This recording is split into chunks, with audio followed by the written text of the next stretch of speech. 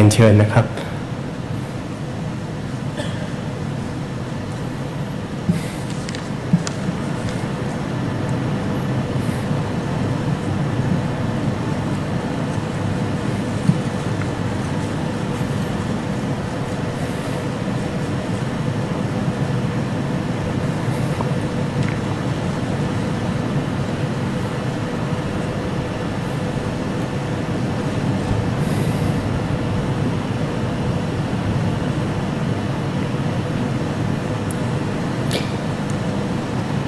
ในลำดับต่อไปจะเป็นการถวายกัปปิยพันธ์แด่พระสงฆ์อัฏฐวัคผู้สวดพระอภิธรรมในโอกาสนี้ขอเจริญพรเรียนเชิญผู้แทนคณะท่านเจ้าภาพทั้ง8ท่านอันมีรายนามดังต่อไปนี้ได้น้อมถวายกัปปิยพันธ์อันสมควรแก่สมณบริโภคแด่พระสงฆ์ผู้สวดพระอภิธรรมทั้ง8รูปพระสงฆ์รูปที่1ขอเจริญพรเรียนเชิญคุณบุญปันมังยสุผู้ช่วยผู้ใหญ่บ้านพระสงฆ์รูปที่2ขอเจริญพรเรียนเชิญคุณพินิจอินทจายผู้ช่วยผู้ใหญ่บ้านพระสงฆ์รูปที่3ขอเจริญพรเรียนเชิญคุณประสิทธิ์ชัยวงศ์พระสงฆ์รูปที่4ขอเจริญพรเรียนเชิญแม่ชีธนพรง่านมิสุทธิพันธ์พระสงฆ์รูปที่5ขอเจริญพรเรียนเชิญคุณลัดดาตันพัฒนธนากรพระสงฆ์รูปที่6ขอเจริญพรเรียนเชิญคุณณภัทรทองกำพลาพระสงฆ์รูปที่7ขอเจริญพรเรียนเชิญคุณประกรณ์การทองนิธิสกุลและพระสงฆ์รูปที่8ขอเจริญพรเรียนเชิญคุณธนัชชาญเตชะวันวนัชกร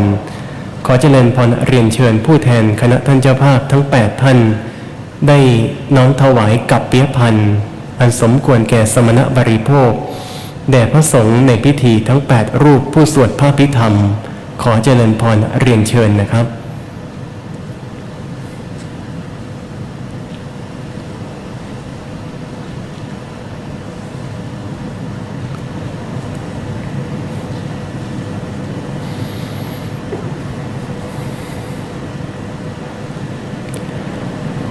ในอันดับต่อไปจะเป็นการถวาย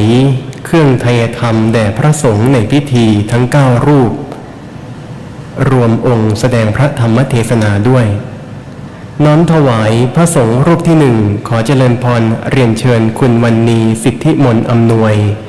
พระสงฆ์รูปที่2ขอเจริญพรเรียนเชิญคุณนาตยาวงลำเจียกพระสงฆ์รูปที่3ขอเจริญพรเรียนเชิญคุณพรชัยไขไพวันพระสงฆ์รูปที่4ขอเจริญพรเรียนเชิญคุณพีระดลทองแท้พระสงฆ์รูปที่5ขอเจริญพรเรียนเชิญคุณประเสริฐเจริญสุวรรณชื่นพระสงฆ์รูปที่6ขอเจริญพรเรียนเชิญคุณบุญทัพมูลมาวันพระสงฆ์รูปที่7ขอเจริญพรเรียนเชิญคุณมุนหานใจพระสงฆ์รูปที่8ขอเจริญพรเรียนเชิญคุณจันยานโสและพระสงฆ์รูปที่9ขอเจริญพรเรียนเชิญคุณตาลใจระวังขออนุญาตประกาศอีกครั้งจะได้เป็นการน้อมถวายเครื่องไทยธรรมแด่พระสงฆ์ในพิธีทั้ง9รูปรูปที่1คุณวรรณีสิทธิมนต์อำนวยรูปที่2คุณนาตยาวงลำเจียกรูปที่3คุณพรชัยไขไพวันรูปที่4คุณพีระดลทองแท้รูปที่5คุณประเสริฐเจริญสุวรรณชื่นรูปที่6คุณบุญทัพมูลมาวันรูปที่7คุณมูลหานใจรูปที่8คุณจันยานโสและรูปที่9คุณตาลใจระวังขอเจริญพรเรียนเชิญผู้แทนคณะท่านเจ้าภาพทั้ง9ท่านได้น้อมถวายเครื่องไทยธรรมแด่พระสงฆ์ในพิธีทั้ง9รูปขอเจริญพรเรียนเชิญนะครับ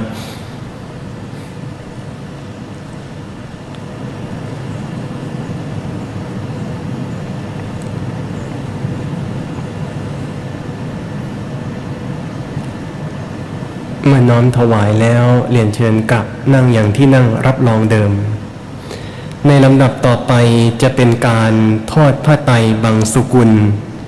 สามเณรเจ้าพนักงานวัดสันกู่ปัญญาวุฒารามจ จะได้เทียบพระไตรบังสุกุลในแนวนอน ขอกราบอาราธนาและเจริญพรเรียนเชิญผู้แทนคณะท่านเจ้าภาพได้ทอดพระไตรบังสุกุลในแนวกวางบนผ้าปูสายโยงสีเหลืองขออนุญาตย้ำอีกครั้งว่าพระสงฆ์สามเณรจะได้เทียบพระไตรในแนวนอนกราบอาราธนาและเจริญพรเรียนเชิญผู้แทนคณะท่านเจ้าภาพทั้ง9ท่านอันมีรายนามดังต่อไปนี้ได้ทอดพระไตรบังสกุลในแนวกวางบนผ้าภูสายโยงสีเหลืองทอดพระไตรแด่พระสงฆ์รูปที่1กราบขออาราธนาท่านอาจารย์พระมหาธนาบุตรญาณโสพโนพระสงฆ์รูปที่2เจริญพรเรียนเชิญแม่ชีระวีวันงานวิสุทธิพันธ์พระสงฆ์รูปที่3เจริญพรเรียนเชิญแม่ชีสุภัทธาร่วมสนิทวงศ์รัญญางานวิสุทธิพันธ์พระสงฆ์รูปที่5ขอเจริญพรเรียนเชิญดร.ปิติพัฒน์ฉัตรอัครพัฒน์พระสงฆ์รูปที่6ขอเจริญพรเรียนเชิญคุณปกรณ์การทองนิธิสกุลพระสงฆ์รูปที่7ขอเจริญพรเรียนเชิญคุณทนัชชาญเตชะวันวนัชกรพระสงฆ์รูปที่8ขอเจริญพรเรียนเชิญคุณธัญการญาณโสผู้ใหญ่บ้านเชิงดอยและพระสงฆ์รูปที่9ขอเจริญพรเรียนเชิญคุณอ้ายญาณโสขอเจริญพรเรียนเชิญผู้แทนคณะท่านเจ้าภาพทั้ง9ท่านได้ทอดพระไตรบังสกุลกราบอาราธนาและเจริญพรเรียนเชิญนะครับ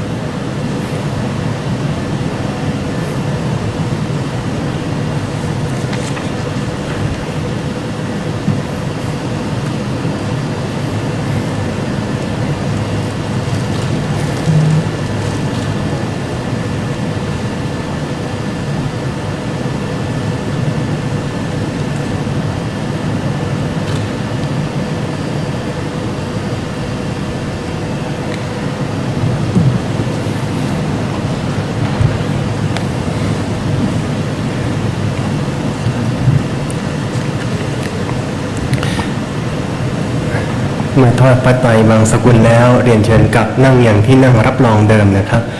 พระสงฆ์ในพิธีจะได้พิจารณาพระไตรบังสกุลสืบต่อไป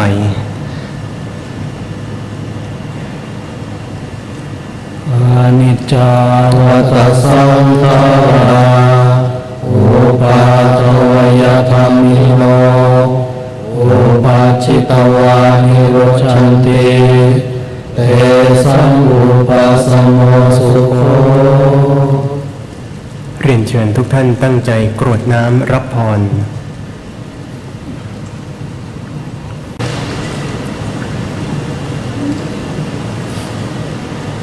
ยะถาวาริวหาปุราปริปุเรนติสาครังเอวะเมวะอิโตทินังเปตานังอุปกัปปติอิจิตังปฏิตังตุมหังคิปะเมวะสมิจโตสัพเพปุเรนตุสังกัปปาจันโทปนรโสยะถามณิโชติรโสยะถาสัพเพติโยวิวัชชันตุสัพพะโลกโควินาศตุมาเตภวัตวันตรายโยสุขิเทขายุโกภวะอภิวาทนาสิเลสเนจังโวตาปัจจายโนจัตตารโอธรรมาวันทันติอายุวันโนสุขังภา ลังอัฏฐาสิเม อากาสิเมยาติเมตาสกขาจะเมเปตานังทักขินังทัชชาบุพเพกตมนุสรังนะหิโรนังวาโสโกวายาวันยาปลิเทวนานาตังเปตานมัฏฐายะเอวังติทันติยาตโย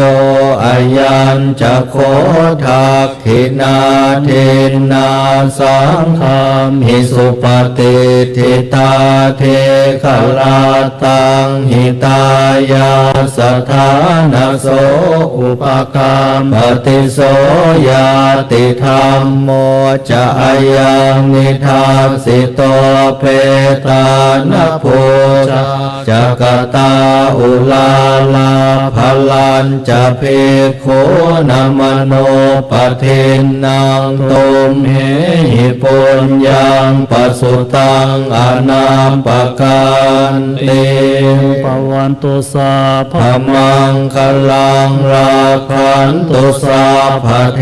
วตาสาภพุทธานุภาเวนัสทธาโสทิภวันตุเตภวันตุสาภมังคลังราคันตุสาภเทวตาสาภธรรมานุภาเวนัสทธาโสทิภวันตุเตภวันตุสาภมังคลังราคันตุสาภเทวตาสาภสังฆานุภาเวนัสทธาโสทิภ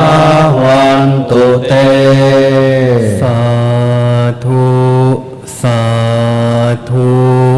สาธุเนื่องด้วยวันนี้เป็นวันโกนด้วยประการหนึ่งและเพื่อให้การบำเพ็ญกุศลของเรานั้นถึงพร้อมด้วยบุญกิริยาวัตถุสามคือทานนามัยศีลนามัยและภาวนามัยอันพระเดชพระคุณหลวงปู่พระพรหมมงคลนั้นได้สั่งสอนไว้ดีแล้วทานเราได้กระทำแล้วศีลเราได้สมาทานแล้วขาดแต่การเจริญภาวนาจึงขอเรียนเชิญทุกท่านได้เจริญจิตตภาวนาเป็นระยะเวลา10 นาทีเพื่อน้อมอุทิศถวายแด่พระเดชพระคุณหลวงปู่เป็นธรรมานุธรรมปฏิบัติบูชาสืบต่อไปนะครับ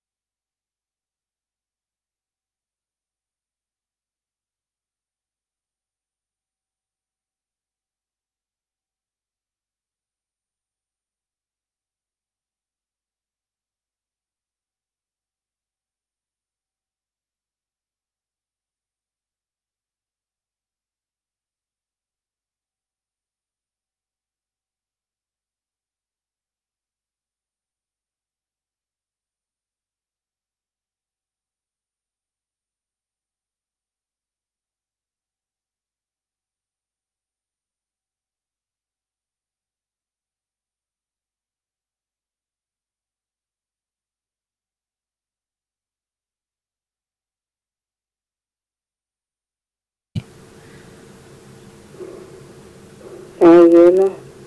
ก็ติดกับอำเภอ อะไร ใกล้ๆกับจังหวัดตากอะ โอ้ขนาดนั้นน่ะ ก็มันอยู่ติดกันนะอำเภออมก่อยแล้วก็อำเภอไม่ตื่น อืม ไม่ตื่นนี่เป็นอำเภอก่อนลืมไปแล้ว อมก่อยคืออมก่อย แล้วอมก่อยนี่มีอีกอำเภอไม่ตื่นก่อน อำเภอฮอดค่ะ อำเภอฮอดค่ะ เดี๋ยวก่อนแม่ปีนนี่มันไปตังดอยเต่านี่ ทางดอย ไม่หร เต่า อก ไม่ยังไม่เห็นผ่านดอยเต่านะไป มันทางที่อยู่ไปดอยเต่าอ่ะ ไปทางดอยเต่าแต่เลี้ยวขวา อ่า เลี้ยวขวาแล้วก็เลาะแม่น้ำอะไรไปจนถึงผ่านวัดบ้านขุนนะ ไปจัดเลยคนนี้กิดรถไว้ห้องนะ จ้ะไปจัดเลยไปกุ๊บปี จำทางได้อยู่ จำทางได้แต่ว่าจถ้าเพื่อไป ผ่า คน นเดียว โรงเรียนไม่ตื่นวิทยาคม จ้ะวันนี้พี่นานประมาณออก ที่นานว่ามันจะมาอยู่นะ จ้ะ แล้วก็ก่อนหน้านี้ก็ ก่อนพระอาจารย์พระครูสพลก็มีถ่ายทอดสดเนาะการไหว้สาพระสารีริกธาตุเนาะที่สารธรรม ที่ไหน ที่สารธรรมมหาวิทยาลัยเชียงใหม่ อ๋อจ้ะ เดี๋ยวก็มาอยู่ก้าเนาะแต่คืนก็อยู่ด้วยกันจนจบรายการนะนาน ให้นานมาแล้ว เจ้ามาเกี่ยวเพื่อทักทายคุณผู้ฟังเห็นเลยเจ้าเนาะ เราไปทานน้ำปานะอยู่มั้ง เปิดประตูมาปฏิกี้แล้วก็ปิดประตูแล้วไป เดี๋ยวว่ามันจะมาอยู่นะ เจ้า เดี๋ยว ครับ ถ้า เดี๋ยว จะ ก็คงมาเนาะ อืม นานขมูล ช่วงแรกนี่เขาก็ยังเป็นพุทธประวัติธรรมะยังเดิมอยู่นะเจ้า ไม่แนะนำทีมก่อนนะ ตามใจ ทีมที่หนึ่งอ้ายหนุ่ยเป็นหัวหน้าทีม เจ้า แม่บัวถาดอนชัย อันนี้แม่บัวถานี่ไม่แน่ใจว่าสลายนะเจ้า ส่งข่าวมากำเนิดหรือว่าไผ่หูจังแม่บัวถาดอนชัยไม่สานะเจ้าเป็นอยู่ใกล้ๆไม่โคเนาะส่งข่าวมาให้กันเนาะเจ้าคืออยากรู้ว่าเป็นจะได้ห้องนะเจ้าต่อไปเจ้า แม่บัวเขียว แม่บอกเขียน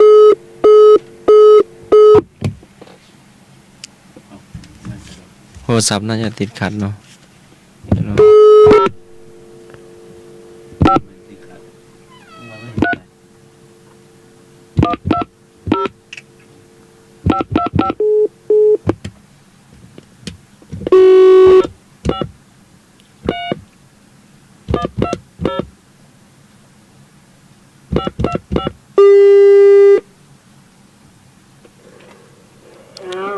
โทรศัพท์น่าจะติดขัดเนาะ เบอร์อย่างตะกี้ใจหมายเลขอย่าง ตะกี้810406 ก็เลยเลื่อนมาเป็น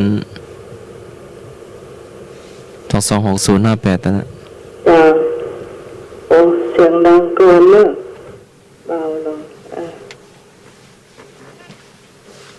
จ้าเอาละเสียงดังพอประมาณแค่นี้พอละจ้า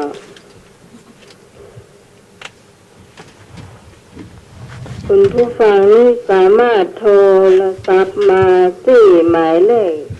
0520104662นะเจ้าเนาะ เจ้า ถ้าเป็น053นี่ติดสายมาใหม่สำหรับเนอะวันนี้นะแต่ใดที่มันบาดแก้ยายแก้วเนี่ยมันจะเสียแบบเนี้ยเจ้าเสียบ่อยถ้าเปลี่ยนไม่ได้ก็จะดีคนใหม่ต้องเปลี่ยนให้ปีตายแล้วมันเสียกรรมเจ้าไม่ได้เสี่ยงค่าใช้จ่ายอย่างเจ้ามันเปลี่ยนเถอะแม่บัวเขียว แม่บัวเขียวไม่ห้อยเงินดอยสะเก็ดนะเจ้า แม่หน่อย แม่ลอยวลายเจ้า นายุพา เจ้าสบเลียม แม่นาง แม่นางละปูนเจ้าแม่นางก็หายไปเมินเนอะถ้าฟังอยู่ก็โทรศัพท์เข้ามาได้นะเจ้า แม่สีนวลปลาแดด เจ้า แม่กันหาปลาตัน เจ้า แม่แดงโหนมปลาข้าง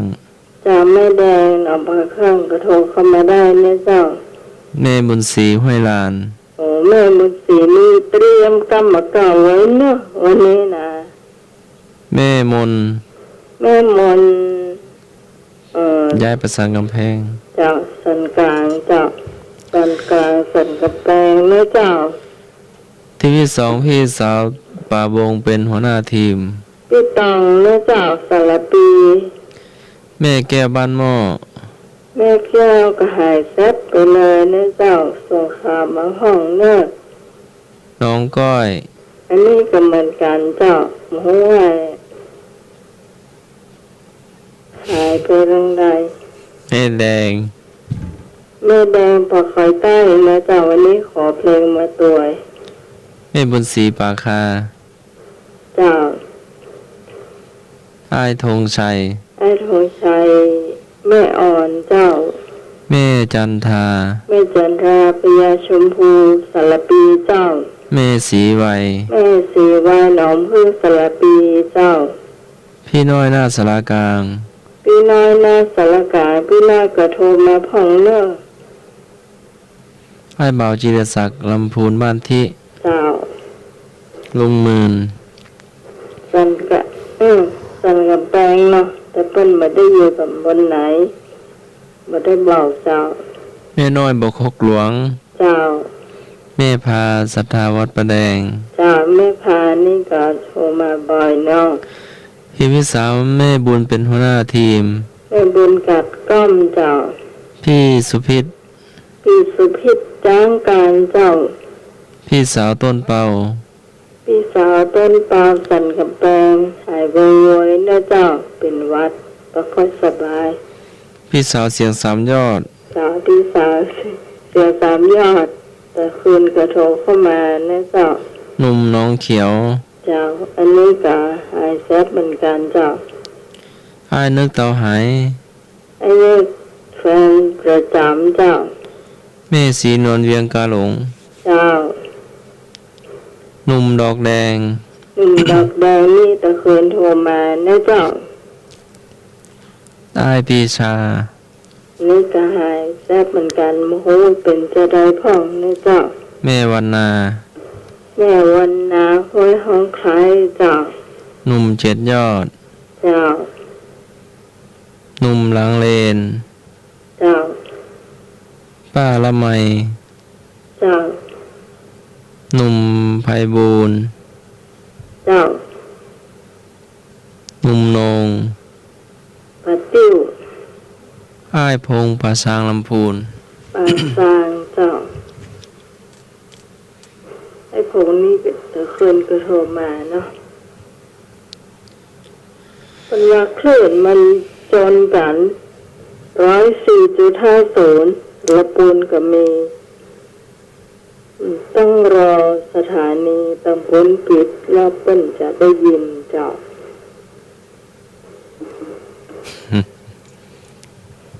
ช่วงแรกเป็นพุทธประวัติเนาะ เจ้าแม่ พุทธประวัติ คำถามข้อที่หนึ่งถามว่า ข้อใด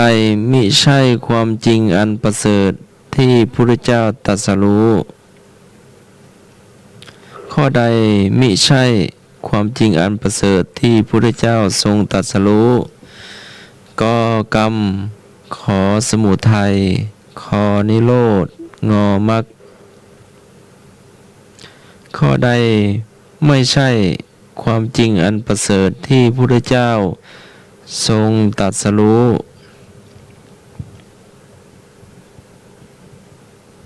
กไก่กรรมขอไข่สมุทัยคอควายนิโรธงองูมรรค เจ้า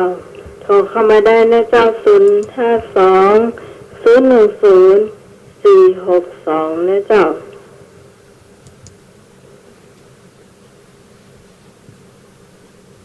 เนี่ยจะมีฟ้าแม่นะเจ้าผู้ฟังบางท่านบางคนนะเจ้าท่านผ่านพงนะเจ้า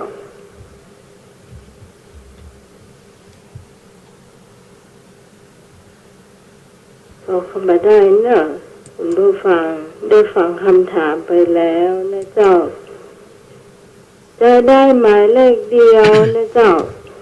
052 010 462นะเจ้าตอบเข้ามาเลยข้อใดบัจจัยความจริงที่พระพุทธเจ้าตรัสรู้มีอยู่ข้อเดียวเจ้าเนี่ยที่ฟังไหมนะ รับเสียงแล้วก็วันนี้ฝนตกเลยอ่ะ ฮะ วันนี้ฝนตกเลยอ่ะ เจ้า ตกมาวันนี้เนาะเป็นบนนั่งนะมาประสานผมกัน ที่นานขมูลมาละ เข้ามาถ้าใครคุณผู้ ถ้าทายท่านฟังก็ได้นะตะกี้กำลังเตรียมตัวอยู่เนาะ สายเลย ครับผม ครับผม ครับการอาจารย์ครับ เจริญพร มาครับ เจ้า ข้อมูลนะครับ ครับ ชีวิตสมัยนะครับ เจ้า ไปทำบ้านกับแกทุกท่านนะครับ เจ้า อย่างที่มันเรียนประเทศขอไก่กุ้งครับ โอเคก็งก กอไก่กงงกนอ ครับ เจ้า สวัสดีครับ ครับ เจ้า โอ้โหมาละมาคนแรกเนาะวันนี้เนาะโอเคครับ ฉายาบนหรอ052 010 462เจ้านี่หมายเลขโทรศัพท์ไปจีปีโทรมา053เนอะติดสายน้องไหมเนอะเจ้า ผู้ช่วยหายแซ่บเนาะ 406นี่มันตึงถ้าหน้าฝนเนี่ยมันดีพ่องมาดีพ่องโดนลมก็บ่ค่อยดีอ่ะ ครับ สวัสดีครับ เจ้าไอ้เนอะ พ่อขังนาก็ไก่กุ้งผมก็ซื้อพ่อขังนานะ เจ้าเต้ยกันเนาะ เต่า ซื้ เนาะ อพ่อขังนั้น เจ้า เต่าเนาะ เจ้า ครับ แม่บุญโทร แม่ มา บุญเจ้า โทรมาหาท่านสมัครว่ะ เพราะมันเรือเครื่องเดียวเนาะ ได้อยู่เจ้าโทรมาสายท่านสมัครก็ได้ เจ้าแม่บุญ นี่ข้ามมาบน ประสานเจ้าประสานอาจารย์เลยสวัสดีอาจารย์ตัวเนอร์ ครับ สวัสดีน้องไม้ เจ้า สวัสดีทุกคนเนาะ เจ้า สวัสดีค่ะลุงนา สวัสดีค่ะ พูดนะ สวัสดีค่ะ น้องขิมทำไมไม่นอนสักที มันรับเพื่อนเนาะ หืม กำลังจะนอนค่ะ ตั้ง ตัวเรียนไอ้นึกก่อนนะเนาะ เจ้า เจ้า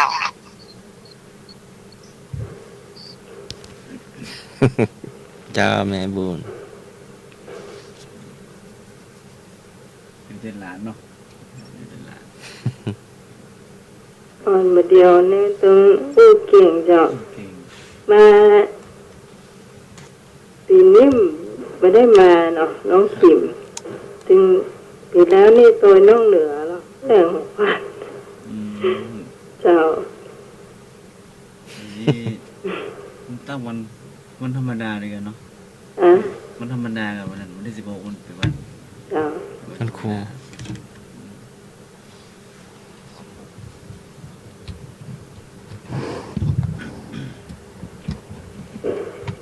ท่านอาจารย์โทรเข้ามา มา ในเบอร์ 0520104462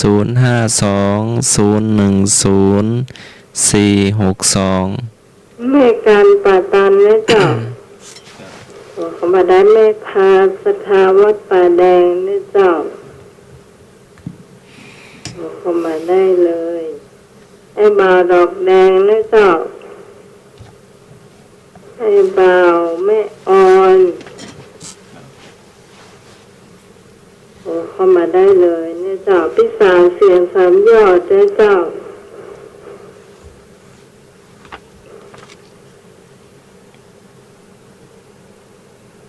ฝนตกมาให้เย็นหน่อยมั้งเนาะอันนี้เนาะ ฮะ ฝนตกมาคืนนี้ให้เย็นมาหน่อยเนาะ มันไม่ใช่เย็นนะถ้าฝนตกหาแรกนะ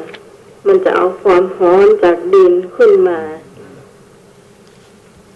ถ้าหลายๆห้า ยิ่งร้อนกว่าเก่าเนาะ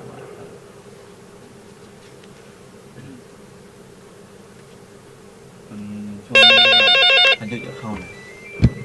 มาแล้วเจ้าสวัสดีเจ้า ครับ ครับสวัสดีครับ อันนี้ให้พงศ์ปัดสร้างรายงานตัวนะครับผม โอ้วันนี้มาเช้าเนาะ เพราะว่าสถานีเพื้นปิดหมดแล้วครับ ฮะ ฝนตกเนาะ สถานีที่ละพูนเพื้นปิดก็เลยได้ยินนะครับผม เพราะฝนตกหน้าการทุนที่ทำไม จ้าตกนั้นเนาะ ครับเดี๋ยวนี้ปล่อยอยู่เลยครับ ครับครับ ตกแล้วแต่ทุ่มนึงแล้วครับผม จ้า อันนึกว่ามันได้ฟังแล้วเองถ้ามันตกก่อนเลยก็คงจำได้ฟังแล้วครับ โอ้เจ้า นี่เป็นโทรศัพท์ใหม่แล้วได้ยิน ชัดเจนนะครับ ผม โอ้ ไม่ได้ยิน ชัดเจนเลยเจ้า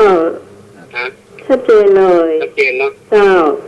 ครับผมฟ้าร้องเดี๋ยวนี้นะ ลงทุนนั้นเปลี่ยนโทรศัพท์เลยอ่ะ ครับลองทดสอบโทรศัพท์ใหม่ ใจถึงยางเนาะ ใจถึงแก้น่ะ ครับครับ เจ้าเสียงไฟดีเจ้า ครับตอนดึกๆเดี๋ยวค่อยถ้าว่าฝนตกก็ค่อยโทรมาทายปัญหาเพลงนะครับครับ เจ้า ค ได้ รับสวัสดีครับผม เจ้า ครับมาเลยครับ ทดสอบเป็นทดสอบก่อน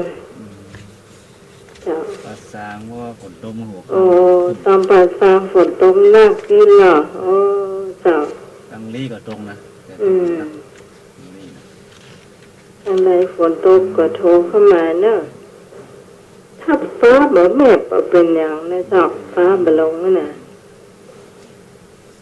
นี่ก็ฝนจะเป็นเนาะ เจ้า มีลมนี่มเอาเนี่ยลมนะ เป็นฝนเป็นอย่างนี้มันเป็นอย่างนะ ว่าถึงวันที่17กันอายุอย่าพอน 719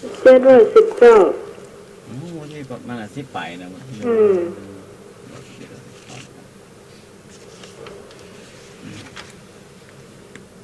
เจ้าเฉลยเนาะ มันสมัครเดี๋ยว เดี๋ยวก่อน ไม่อยาก ถามไม่นานก่อนจะตอบข้อใด ข้อใดไม่ใช่ความจริงอันประเสริฐที่พระพุทธเจ้าตรัสรู้กอกรรม ขอสมุทัยขอนิโรธงอมรรคสมุทัยสาเหตุของปัญหา นิโรธการแก้ปัญหามรรควิธีการแก้ปัญหา ถามว่าข้อใดไม่ใช่ความจริงอันประเสริฐที่พระเจ้าทรงตรัสรู้นะ ก็หมายตอบก็ไก่เจ้า จะเลยมองหน้าทำไม คือก็ไกลกรรมนะคำถามพุทธประวัติข้อที่2 โอ้เฉลยยัง เฉลยแล้ววะ ก็ไก่กรรม เฉลยละ จำ ไก่ เนาะ กรรมนะนั่นหมายถูก เฉลย ก็ไก่ เฉลยเว้ยหน่อย เนาะ ครับ ให้นางขมูลเตรียมศาสนพิธีนะ อ่ะ พุทธเจ้าทรงบรรลุอาสาวัคยานคือพุทธเจ้าทรงพุทธเจ้าบรรลุ อาสาวัคยานคือก่อความรู้ที่แท้จริงขอไข่ความรู้เป็นเหตุสิ้นอาสวะกิเลสคอควายความเพียรพยายามงองูความดับทุกข์คำถามพุทธประวัติข้อที่สองถามว่าพุทธเจ้าบรรลุอาสาวัคยาน อาสวะขยญาณ พุทธเจ้าบรรลุอาสาวัคยญาณเป็นก่อคือกอไก่ความรู้ที่แท้จริงขอไข่ความรู้เป็นเหตุสิ้นอาสวะกิเลสข้อคอควายความเพียรพยายามข้ององูความดับทุกข์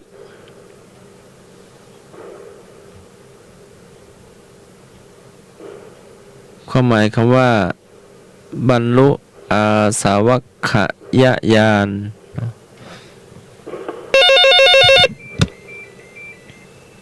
เจ้า สวัสดีครับ เจ้า ระวังก็ไก่เก้าขอไข่นี่อ่อนได้ดีฮะก็ไก่กู้งูดีกว่า ลองถามไอ้นึกดู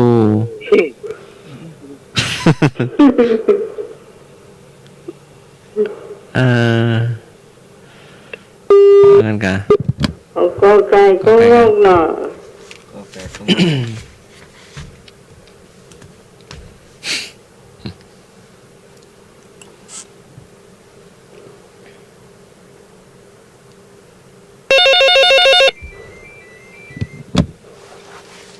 ครับผม เจ้า ครับอยู่ในเล้ากันไก่ตัวนึงนะครับ ฮะ อยู่ในเล้าไก่กันนะ ก็ไก่เดียวกัน ครับอยู่ในเล้าด้วยกันนะ เจ้าย านนะ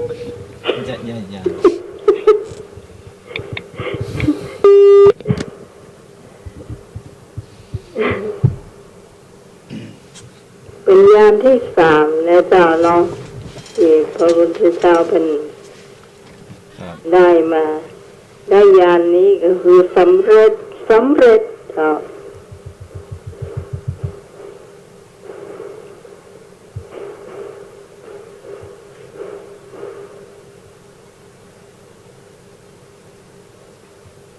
โทรเข้ามาตอบได้เลยคุณผู้ฟังเจ้า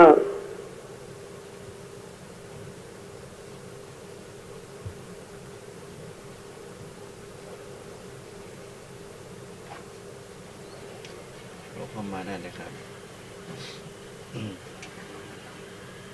052010462เจ้า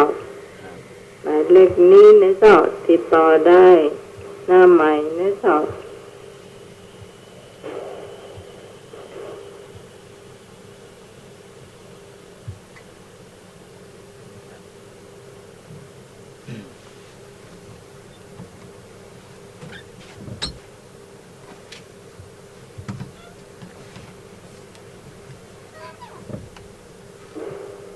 แม่บุญเหรอเด็กที่แม่บุญตอบ เรื่องบุญตะกี้มันตอบก็ไก่เหมือนกันตะกี้บุญนะเขาแรงไปเนาะเขาแรงอย่างเงี้ย อ๋อแม่บุญตัว ครับ สวยให้หน่วยให้นึก แม่นครับเป็นตัวกัน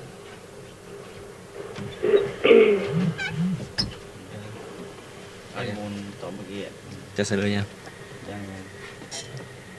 ยังไม่ใช่เลย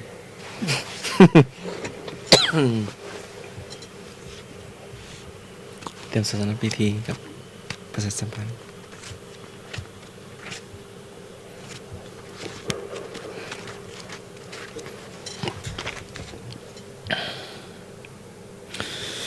พุทธเจ้าบรรลุ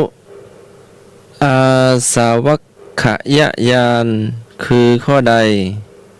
ก็ความรู้ที่แท้จริงขอความรู้เป็นเหตุสิ้นอาสวะกิเลสข้อความเพียรพยายาม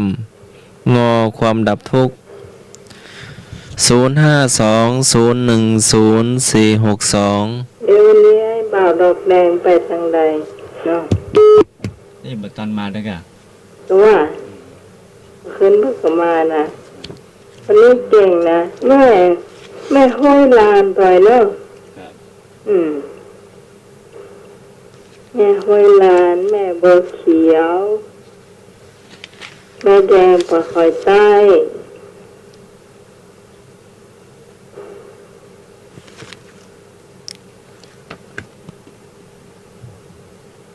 แม่พาสถาวัดป่าแดงแม่มนจับแม่มนตะเคินกระทงเข้ามาเนาะโอ้โหตังสันกลางสันกระแปงนี่มีฝนตกก่อน คือว่าในมูดลงก่อนทั้งหมด เนาะ ในเวียงนี่ตกมันนักนะ ตอนนี้ก็น้อยเดียว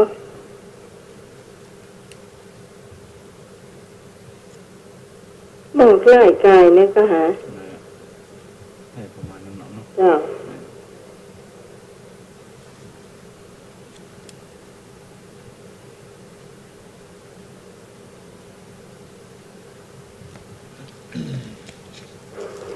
มีเทมตอบคุณผู้ฟังที่ตอบถ้าบ่มีเขาจะได้เฉลยนะเจ้า เจ้าจะได้เสด็จจะได้ไปข้ออื่นพุทธเจ้าทรงบรรลุอาสวัคยญาณคือความรู้เป็นเหตุสิ้นอาสวะกิเลส ข้อไหน ข้อขอไข่ ต้องกันครับ โอ้ไข่ ขอใครถึงต้อง ข้อไข่ในเล้า อืม คำถาม สอดไป ฮะ ทำนานถึงผู้ช่วยสอดไป รอดเนอคำถามธรรมะ ข้อที่หนึ่งถามว่าเข้าเมืองตาหลิวต้องหลิวตาตาม จัดว่ามีสิ่งใดเสมอกับผู้อื่น เข้าเมืองตาหลิวต้องหลิวตาตาม จัดว่ามีสิ่งใดเสมอกับผู้อื่น ก็มีศีลเสมอกัน ขอมีความเห็นเสมอกัน ขอมีกายกรรมเสมอกัน งอมีวินัยเสมอกันคำถามวิชาธรรมะถามว่าเข้าเมืองตาหลิวต้องหลิวตาตาม จัดว่ามีสิ่งใดเสมอกับผู้อื่น ก็มีศีลเสมอกัน ขอมีความเห็นเสมอกัน ขอมีกายกรรมเสมอกัน งอมีวินัยเสมอกันถ้างงก็จะให้เหลือสัก2 ข้อ เหลือข้อมีศีลเสมอกันกับข้อขอมีความเห็นเสมอกัน เจ้าสวัสดีเจ้า นี่ครับ เอาข้อมีสิ่งเสมอกันนะ โอ้ข้อมีสิ่งเสมอกัน ข้อไก่ครับ กอไก่ ครับ ให้เนื้อกอไก่ขมาก็เอาขอไข่ เมื่อกี้ก็สอดปะดะ จบไปนาทีเนาะ มาเขยตัวใหม่เชิญเจ้าไอ้เจอตัวนี้ก็ไปเลย ไป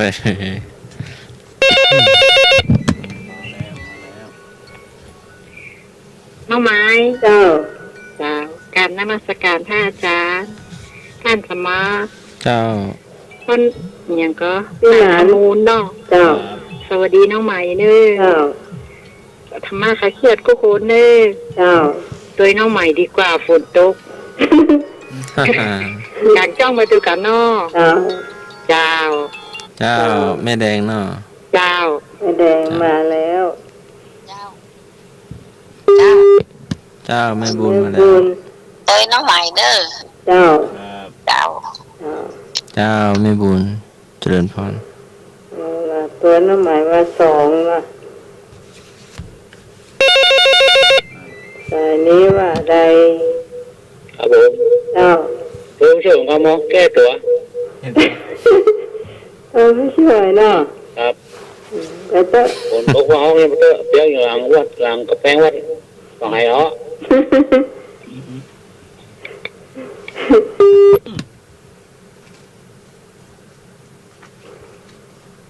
มาตกหน้าข้างกันกะ ตกมาเดียวเนาะ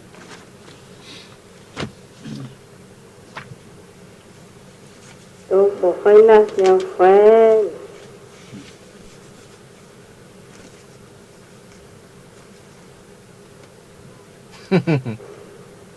แต่ฝนหาแรกนี่เป็นผู้ฟังสังเกตแต่มันจะหอหรอเก่านะ ดึงมาพอดีโตมาหมู่ จ้า แม่น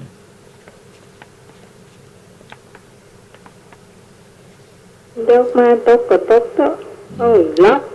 เนาะแม่ อื น ม ทำมวนเนาะเพื่อน รับม่วน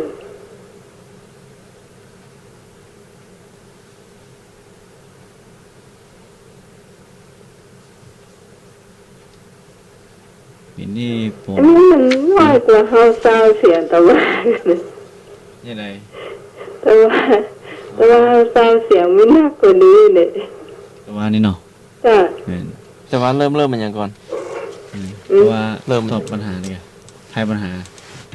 ที่ พุทธประวัติ ช่วงเพื่อประวัติก่อน เพราะว่าก่อน อะไรต่อ เงไว้ที่หลัง เพื่อประวัติอะไรต่อ พุทธประวัติธรรมะ เราอะไรต่อ สนพิธี อะไร ก็อย่างอ้อเนาะกับข้าวกัน ใส่กับข้าวเหล้าเจียอย่างอ้อไทยเพลง แม่น เมาซาวเสียงคุณผู้ฟัง ครับ สนุกกว่าเมื่อวานหรือว่า ส เรา นุกกะม่วนกะคนเยอะ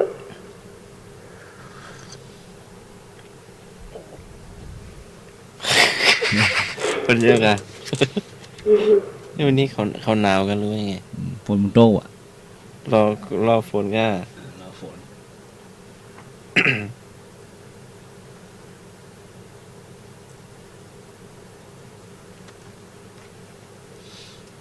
หมดหรือยัง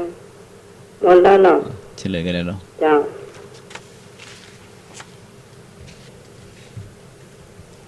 ใช่ไหมคะ อืม เข้าเมืองตาหลิวต้องหลิวตาตาม จัดว่ามีสิ่งใดเสมอกับผู้อื่น ข้อขอใครมีความเห็นเสมอกัน นี่ โยมหน้าหมายถูกต้อง เจ้า มีความเห็นคือคิดเห็นหรือว่า ตรง ฮะ ตรงคิดตรงกับคนอื่น คิดตรงกันเนาะ ถ้าศีลเสมอกันนี่เปิ้นเอาไว้เป็นคู่แฟนกันเนี่ยกะ อืม คู่ฮักกัน มีศีลเสมอกันถึงเป็นแฟนกันได้ทำอย่างคล้อยตามกัน ไปไหนก็ตัวกันเนี่ยเปิ้นบัคัดแย้งกันนะ บ่ขัดแย้งกัน เดี๋ยวเกาติดนี่ติดกันอยู่นิ่มเนาะ เออแต่ตานก็ตานตะการเนี่ยกะไม่ใช่ว่าคนนั้นจะตานคนนั้นคัดไว้ได้อะ อันเกินตางพอเนาะ เจ้า ก็ความตรงกันเนาะ เจ้า ครับ คำถามวิชาธรรมะข้อที่สองข้อใดตรงกับคำว่า แบ่งปันลาภที่หามาได้ ก็ แบ่งปันลาบกะ ที่หามาได้กอไก่พริกบ้านเหนือเกลือบ้านใต้ ขอไข่หมูไปไก่มาคอยื่นหมูยื่นแมวโอ้มันเบาเนาะ ถ้าอยู่ตัวน้อยนะงอน้ำมาปลากินมดน้ำลดมดกินปลาข้อใดตรงกับคำว่า แบ่งปันลาบที่หามาได้ ก็พริกบ้านเหนือเกลือบ้านใต้ ขอหมูไปไก่มาเดินสวนกันเนาะขอยื่นหมูยื่นหมูยื่นแมวคำถามแบบนี้ก็มีเนาะ จอยนึกว่า ก็ไก่อีกสองเที่ยวละตอนนี้เขามาขอไข่ก็ นี่แน่นอนเนาะแบบบ้านๆเนาะ ก็ไก่อีกสองเที่ยวขนาด เอาตอนนี้เอากอไก่เนาะ โอ้ไข่ ตอนนี้เอาขอไข่ เอา ใครเป็นหมอ โอ้โอ้ เอ้า โอ้ ทำไม ไข่ เป็นงั้น ต้มเนาะตึกหลักร้อยต้มเนาะ ที่ไว้ต้มแม่ทอดกันได้ ไก่กับต้มกันเลยเหรอแต่ว่าก็เปลี่ยนอ่ะ เอาข้อไข่กะ ช่วยนะ มีไปไก่มา เดี๋ยว ไม่มีคำเมืองอยู่นั่นน่ะ เอาไม้ เจ้า แม่เอากอไก่เด้อ เจ้า จ้า จะชวนไอ้นึกมาก่อนหรือว่าเอาคนเดียว เอาชวนให้นึกมาตัวอ่ะมาก่อนให้นึก ไอ้นี่ก็ขอใคร ถ้าเนี่ยถ้ามาก็เอิ้นถ้าไม่มาก็แล้วแต่ อุเบกขาเนาะ อ๋อเจ้า แม่เข้ากอไก่เด้อ เจ้า โอไก่ เจ้า ครับ ยื่น เนี่ย ยื่น ถ้าสมมติว่าน้องใหม่คิดสวยเนี่ยพริกบ้านเหนือเกลือบ้านใต้เนี่ยเจ้า ขอยื่นหมูยื่นแมวนะครับ ยืนหมูยืนแมว มัน ข้อ เป็น ไหนพูดเนอะ เป็นยังไงยื่นหมูยื่นแมว ยื่นหมูยื่นแมวมันดีพอดีกับเราถ้าคนตามไปเลี้ยงอ่ะ แบ่งกันเอาไปเลี้ยง เดี๋ยวข้อไหนเนี่ย หมูกินได้เอาไปเลี้ยงแมวแลกแมว ยื่นหมูยื่นแมวนี่ข้อคอ ข้อคอไอ้นี่ข้อขอไม่แดงข้อคอแต่น้องใหม่แต่ใหม่คิดว่าพริกบ้านเหนือเกลือบ้านใต้อ่ะเตรียมศาสนาพิธี ก็จะไปซุกซาบจังกะ อ๋อได้ยินนะ สืบสาวได้อยู่ตั้งเป็นกิโลเนอะ ข้อนี้ยังไม่ได้เฉลยเนาะยังเนาะยังไม่ได้เฉลยเดี๋ยวข้อนี้เนาะ จะเอาไว้ทีหลังนะ อัน จะเอา ไอ้บุญเหรอไอ้บุญจะตอบกับข้อนี้ จะเอา สารพิธี ศาสตร์ สารพิธี โอ้คนอื่นกลัวฝนหมดเลยกันนี่ ก็ว่าเนาะ แต่ก่อน3 ทุ่มนี่ก็ฝนตกฟ้าร้องนะ มี แต่ อยู่ ตกเลยครับ ตอนที่พระครูโสพล ตกพอดี ช่วงนั้นน่ะช่วงอาจารย์พระครู โสพลจัดรายการมีฝาห้อง ว่าห้องเนาะ แต่ลมบ่มาเนาะ เนาะ ลงมาพอดีนะครับ มาพอดีฝนก็มาพอดี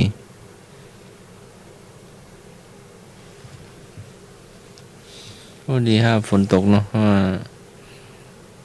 ไปทาง ก็ให้มันตกนักๆหน่อย ก่อยไม่ตื่นนี่เหมือนไม่เห็นทางเลยอะมีแต่หมอก มันเป็นหมอกควันน่าเกิน เราเผาป่ากันเนาะ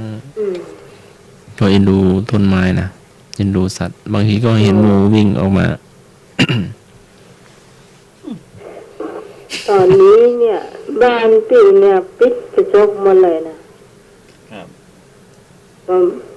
คือน้องสาวบอกว่าบ่ให้เปิดไม่เปิดกระจกเลยนะทุกบานทุกห้องเปิดเฉพาะพัดลมอย่างเดียวแล้วก็ซื้อเครื่องดูดอากาศเนาะก็ทุกอำเภอทุกจังหวัดก็ เครื่องกรองอากาศก็รู้เครื่องกรองอากาศค่ะ เรื่องกองอากาศเนี่ยครับ นั่นแหละมันจะทำให้เราหายใจโล่งขึ้นแต่ว่าห้ามเปิดหน้าต่างห้ามเปิดกระจกเนี่ยมันเป็นฝุ่นละอองเล็กๆไงเนาะ แล้วว่าอย่างเวลาปัดเอายูอ่อนกว่านะกะหน้าบ้านมันถึง จ้า คุณละอองอย่าครับสวัสดีครับ เจ้า 053-226-058นี่มาติดเนอะ เจ้าแม่แล้วเจ้าน้องใหม่อยู่เจ้า อ๋อ เจ้า เจ้า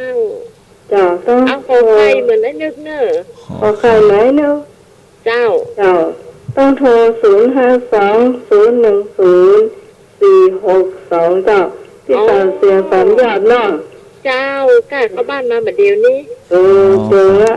เจ้า น้องใหม่ก็บอกเด้อเจ้านะ มาได้ยิน ขอโทษเจ้า เจ้า ครับ เป็นยังคุณผู้ฟังที่บ้านมาเนาะ ค อันนี้แม่หยัง พี่สาวเสียงสามยอดเจ้า ได้จดไว้เนาะว่าท่านไหนไปบ้าง ปนาขอไข่ตัวนึงอันนี้แม่บุญมาแล้ว มือมาละ ได้ยิน แม่นแบบตายแม่นเนาะ ถ่ายแม่นใช่ไหม เอาตัวนึกก็ได้เนาะ ตัวนึง เจ้า ตัวนึงขอไข่ ไหนเอาอย่าง ครับ เจ้าแม่บุญ อันนี้ขอไข่อย่างขอไข่นี่เนี่ย ขอใครนี่หู ขอไข่นี่หมูไปไก่มาไอ้หนุ่ย โอ้เป็นไว้นึกเอาอย่าง ไอ้นึกนี่เอาหมูไปไก่มาข้อขอไข่ไอ้หนุ่ยนี่ยื่นหมูยื่นแมว อ๋อสมัยเอาพริกบ้านเหนือเกลือบ้านใต้ แต่แม่บุญนี่ลืมแล้ว เอาตัวนึกนะ ตัวนึกนะ ตัวไอ้นึกอะ ตะกี้ ก็ ว่า หมูไก่ไปกะ หมูปลายไก่มา ก็ไก่กันไหมเนาะ ขอไข่ ขอไข่ อีกอะ หมูไป ไข่เยอะ ไข่ข้อใดตรงกับคำว่าแบ่งปันลาภที่หามาได้ ข้อที่ถูกคือน้ำไหม ครับ พริกบ้านเหนือเกลือบ้านใต้ ข้อกอไก่เจ้า เอาไป ก็ไก่กัน ศาสนพิธี แล้วก็จะได้ ศาสนา ไอ้ลูก ประวัติศาสตร์ กอไก่กอพิษขอไข่กอพิษนะเจ้าไอ้ลูกเจ้า เนาะ นกไปจังใดก็ได้วันนี้ไหนเนี่ย เมื่อกี้ให้แม่ชวนมาเอาเป็นยังเนาะแล้วเอาช่วงอะไรช่วงมีหลายช่วงนะ จะมีหลายช่วงเจ้า ต่อไปวิชาศาสนพิธีนะครับเนาะ ศาสนาพิธี ครับ ศาสนพิธี เจ้า ถามว่าวันอัฐมีบูชาตรงกับวันใดเนาะ วันอัฐมีบูชาต อั รง ต กับ มี วัน บู ใด ชานะเจ้า ครับ ก็วันแรม8 ค่ำเดือน6ขอวันขึ้น8 ค่ำเดือน6คอวันแรม15 ค่ำเดือน6งอวันขึ้น15 ค่ำเดือน6เนาะถามว่าวันอัฐมีบูชาตรงกับวันใดเนาะก็วันแรม8 ค่ำเดือน6ขอวันขึ้น8 ค่ำเดือน6คอวันแรม15 ค่ำเดือน6และงองูวันขึ้น15 ค่ำเดือน6นะครับ เจ้า ข้อใดถูก ข้อนี้น้องใหม่มีคำตอบแล้ว ครับ คนเลยตอบก่อน นะครับ เจ้า ครับผม ครับผม อาจารย์มากครับ สนามหมาบ ครับผม งูอย่าง งองูนี่วันขึ้น15 ค่ำเดือน6ครับ ครับผม สนามหมาบเนาะ ครับผมอาจารย์มากครับ ครับผมก็งก ค เนาะ รับผม ครับผมสนามหมาบ ไอ้เสร็จตัว ครับ ไอ้เหนื่อย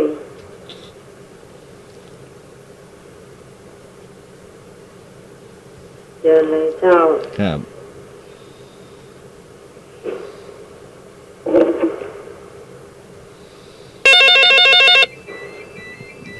สวัสดีครับ เจ้า ดีครับ ขอตาแสบมากละ สนามหมาบเนาะกำนะครับสนามหมาบเนาะ กำนันต้องมาช่วยช่วยจะดีแท้ เนี่ย ผูกปันแท้จ้ะ ถูกกันแต่ ผูกปันแท้ ครับ น้องใหม่เอาพ่อแรม8 ค่ำเดือน6 ครับ ดูข้อคนไหนมู ดูข้อไหนหัวเนาะ เจ้า แรม8 ค่ำเดือน6เนาะ เจ้า พองุยต่อไป2 คนแล้วนะครับเนาะ เจ้า 2 คนละ คุณผู้ฟังท่านไหนจะตัวกับมาเลย นี่ครับนี่ครั เจ้า บ เจ้าน้องไม้ไทยกร คือคนเนาะ เจ้า เจ้า 2 คนละครับ น มือแดงเจ้า ครับ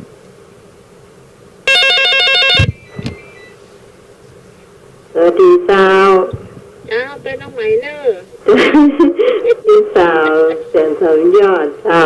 ครับ เจ้า เส้นสำยอดเนาะครับ เนอะ เอาละโอ้ย แม่บุญมาเนอะแม่บุญมาตั้งสายของท่านสมัครก็ได้เจ้าเนอะ ครับ ก็ได้ยินชัดเจนอยู่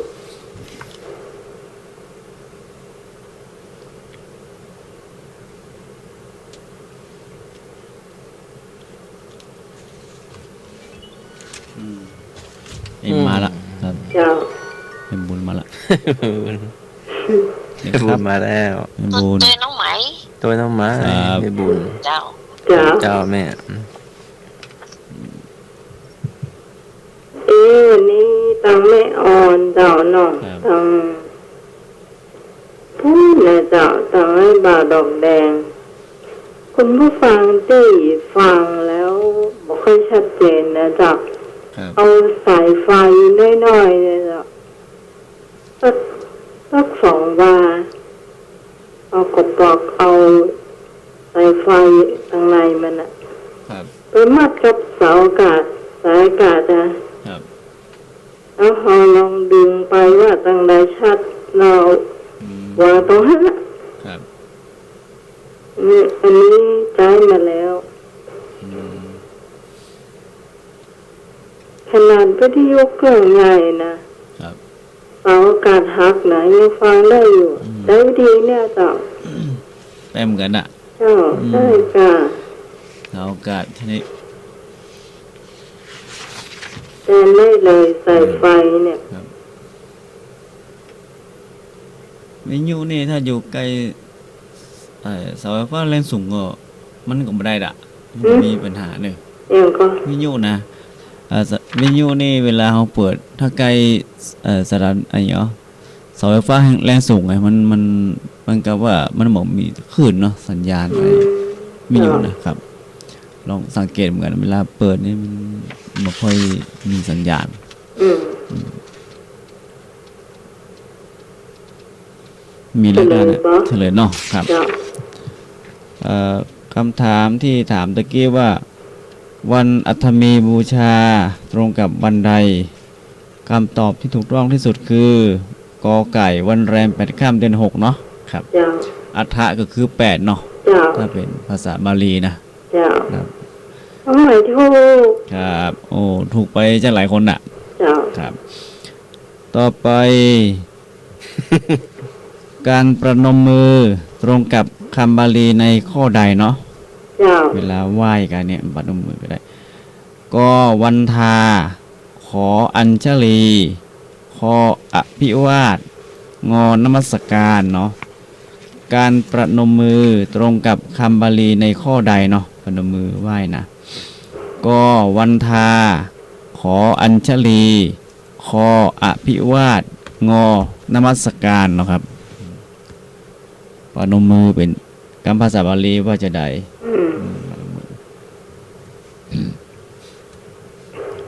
เวลาก่อนเราจะกราบพระนี่เป็นห้องว่าใดประนมมือเนาะ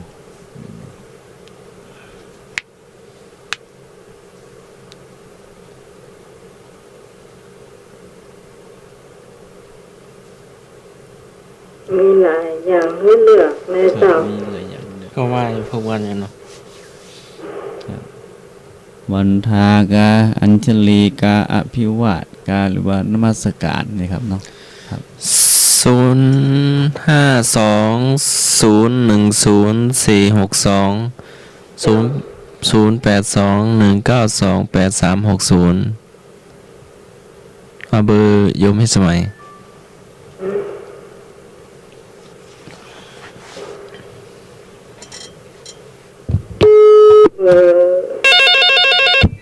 เข้ามาแล้ว ออกมาก็ได้แล้วค่ะ ครับ อ้าว ขอไก่ครับผม ขอไก่นะครับ ครับผม วันทาเนาะ ก็ไก่เนาะไอ้หนุ่ย ครับผม เจ้า เจ้า เอาก็ไก่ตัวนั้นไอ้หนุ่ยไอ้เนอ ก็ไก่นะครับ เจ้า ก็ไก่ตัวหน้าหนุ่ยเนาะ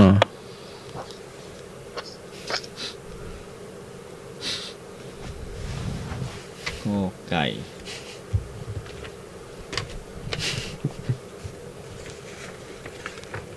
นี่ผู้ช่วยพ่อกำนันล็อปปิ้งเลยใช่แซ่บอ่ะ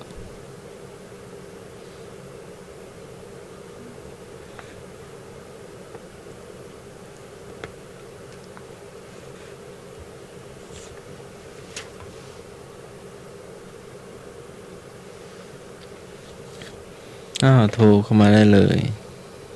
052010462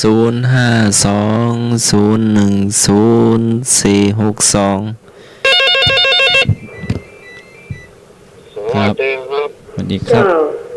พ่อกำนันเอาพ่อหรือครับ ก็ไก่ กอไก่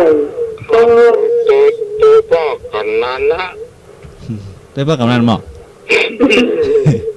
อย่ามาฮักกันแต่ละ เจ้า ไก่จะพวกงงงูกบมันบาดเจ็บลายน่ะ อ๋อ นมัสการไม่เจ้าลายว่ะ บาดเจ็บลาย เจ๊ร้ายเนาะ พวกงงงูเหมือนกันนะครับ บ่เอาตามแม่แม่เนาะครับครับ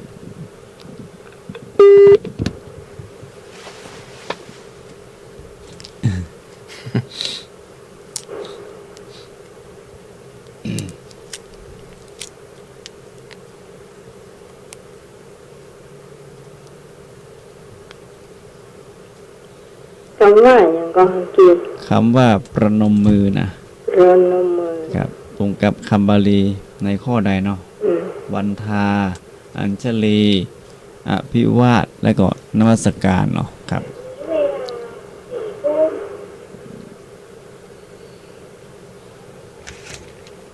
ประนมมือ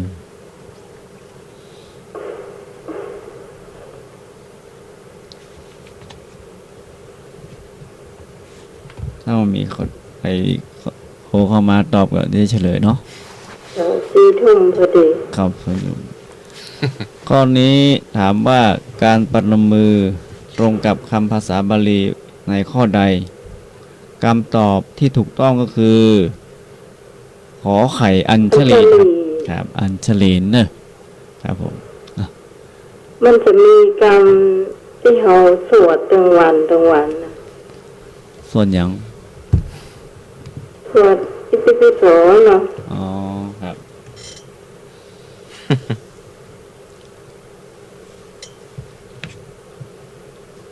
ต่อไปท่านจะ ต่อไปเป็นประวัติศาสตร์ ประวัติศาสตร์เนาะครับประวัติศาสตร์วะ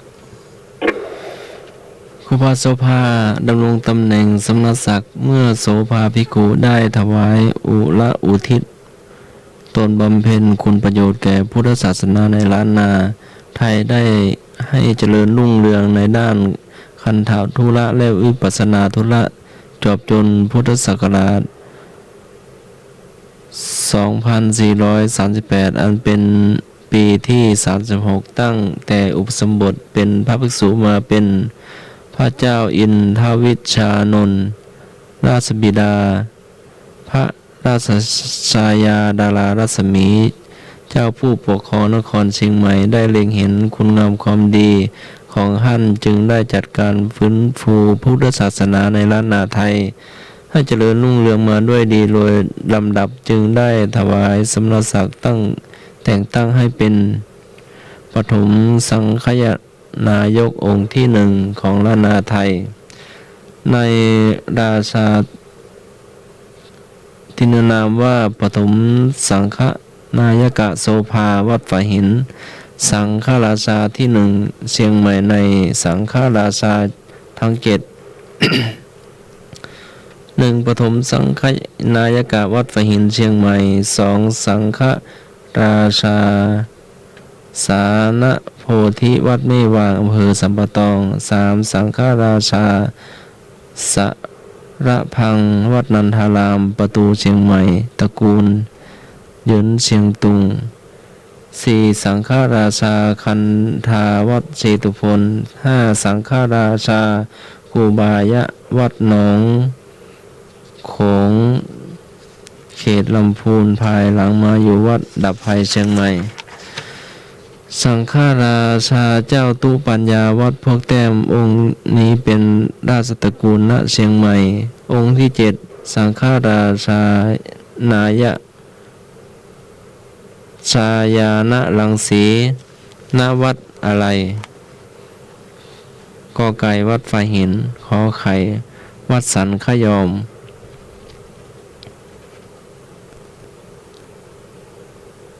วัดพระแดงมีอ่ะ องค์ที่ 7 สังฆรา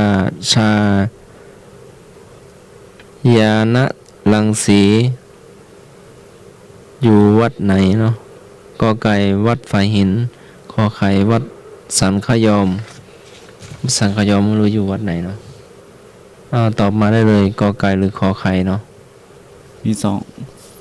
งข้อให้เลือกนะครับ คำถาม20 แถวเนาะคำตอบ มือเดียว คำตอบนี่เดียว คำถามยาวเนาะคำถาม เดี๋ยววิสาสด ขอจะเจ้าขออันวัดฝ่ายหินนะ เจ้า วัดไฟหินกะ สวัสดีครับ เจ้าวัดก้อนหินหรือว่าเจ้าวัดสันขยอม ลุงเพิ่งสมัยเอาวัดก้อนหินผมเจ้าสันกันย้อม วัดสังขยอมเนาะสังฆราชานายะลังสีท่าน เวลาท่านสมัครถามนี่โอ้สักยอมเป็นไร สักยอมมีหลายตีนะ ไม่รู้ว่าวัดไม่ใช่เกิดตาพระยอมนะชื่อคล้ายๆกาดพระยอมเนาะแต่นี่เป็นสันขยอมนะ สักยอมนี่สักตองก็ มัน มี ทำ เนาะ ไมไปหู เราหามอันนี้ดูก่อนเนาะพี่หาข้อมูลไปเคยไปอยู่ก็ สักยอมสันทรายก็มี ครับนี่คิดว่า มีก็ตี มีเกือบโอ้นักอ่ะสักยอมนะสักยอม แต่ในนี่บอกแค่วัดไม่ได้บอกอำเภอเนาะ ตำบลก็ไม่ได้บอกน่าจะ อันเขาเตะเอาฝ่ายหินนะ สันขยอมลำพูนสัมปะตองแม่ริม สันขยอมการสังขยอมสันทรายหลายที่เนาะ หลายตี โอ้มันได้เลยนะเจ้าก็เดี๋ยวเขาจะไปรายการอื่นแล้วนะเจ้า เจ้าโทรมาได้เลยเนอะ 4 ทุ่มบ่ายนะ ครับผม เจ้า ครับ วัดใหม่นะครับ วัดไฟหิน วัดมะหิน ครับ เอาเปลี่ยนชื่อวัดใหม่อีกแล้ว แล้ว เจ้า ก็แป๊ก รอแป้งวะ วัดไฟหินมะลกมะแป๊ก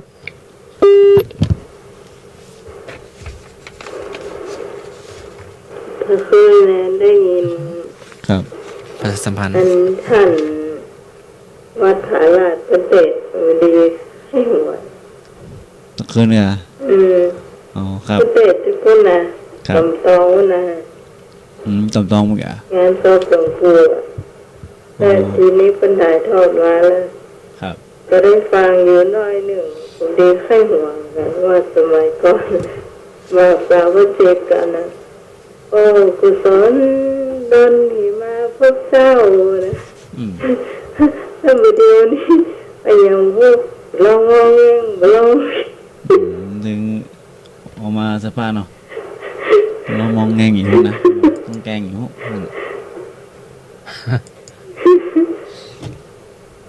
จำยุคจำสมัยไหมเนาะ แสดงว่าก็คือฟังอยู่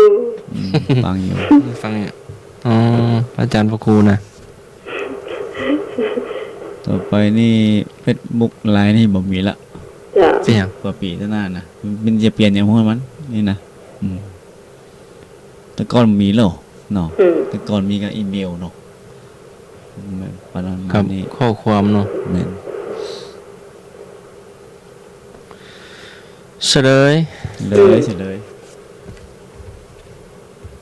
สังฆราชา สังฆรา ชายาณรังสีวัดสันขยอม แต่ไม่ได้บอกตำบลอำเภอเนาะในวัดสังขยอมในอำเภอเมืองในจังหวัดเชียงใหม่นี้มีวัดสังขยอมสัมปะตอง ครับ วัดสันขยอมแม่ริม วัดสันขยอมสันกำแพง วัดสันขยอมสันทราย วัดสันขยอมลำพูน วัดสันขยอมบ้านสันขยอมซอยหนึ่งตำบลสันทรายน้อยอำเภอสันทราย วัดสันขยอมสันทราย วัดสันขยอมเชียงใหม่ เพราะยังก่อน เจ้า อย่ามา ข้ นั อบ ที่ถูกคือข้ออย่าง ขอใคร ข้อไข่นอก อันนี้แก้ตัวได้ โอ้ยนึกเก่งอะว่ะ ต่อไปเป็นวิชาสวดมนต์เนาะ โอ้จะสวดมนต์อยู่กันนี่มันเลยเวลานะ น้อยเดียวเหรอ ไม่ได้สวดมนต์หรอกว่าอันนั้นเหมือนอะไรก็อันเป็น บทพิจารณา บทอย่างพูดนะอย่างกูเตือนนะกันจะพูดนะ เราฟังดูไม่เคยได้ยินนะเนาะ ไม่เคยได้ยิน อจิรังวัตยังกายโยปัทวิงอธิเสสติสุโธอเปตวิญญาโนนีลัทธังวกาลิงคลังโอกายนี้ไม่นานโนบังเกิดก่อแล้วกับกายดุดฟองแห่งน้ำหมายแล้วแตกดับโดยฉับพลันสิ้นลมแห่งหายใจชีพบรรลัยบ่อกับหันหอนมีสิ่งสำคัญ เพื่อประโยชน์สักนิดเดียวพ่อทิ้งดุดท่อนฟืนกิ่งเหนือฟื้นสุธาเทียวฟองน้ำเน่าดำเขียวส่งกลิ่นฟุ้งบ่เว้นวางดูเถิดท่านทั้งหลายบุรุษนายข้านานางควรปรงปัญญาทางปรมัตถะอัตถธรรมพยาปรากฏแก่จักขูแท้บ่ปิดงำควรคิดพินิจจำหีบศพนั้น อันแลเห็นเป็นบทพิจารณาอะไร ก็บทพิจารณาร่างกายขอบทพิจารณาเสนาสนะ เอาร่างกายนะ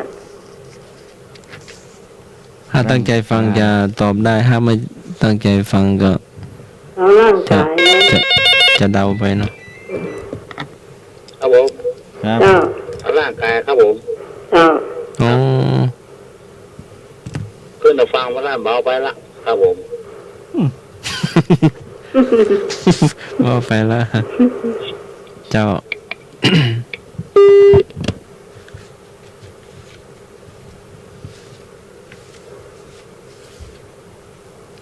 มาเนอะแม่แดง ครับ จากมนต์พิธีแปลรวบรวมโดยพระครูอรุณธรรมรังสีเอี่ยมสิริวัฒโนวัดอรุณราชวรารามขนาด3 ฮัลโหลครับ เขตบางกอกใหญ่กรุงเท ส พ วัสดีครับ เอาร่างกายนะครับ ร่างกายครับ บอกพิจารณาของใจกะ เอา อ๋อแต่โมเคยได้ยินบทนี้เนาะจะได้ยินแต่ภาษาบาลี ครับ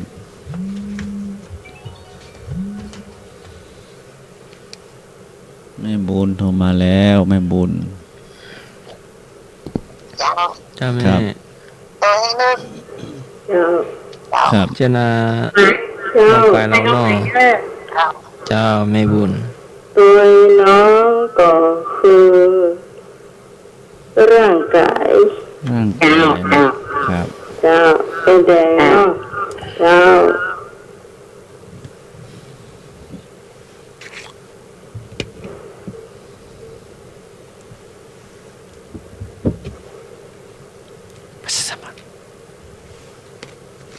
พี่สาวเสือสำยอดป้าได้เจ้าโทรเข้ามาได้ เสีย เน สัญญอ อะ ดกะครับ เจ้าตะกี้นะ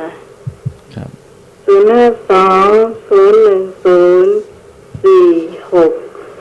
เจ้า ครับ วันเดียวเตรียมกรรมเก่าไว้เนอะแต่ละท่านแต่ละคนแม่ห้วยลานบอกว่าวันนี้จะได้ฟังวันเนี่ย ครับ แม่วันศรีนะเจ้า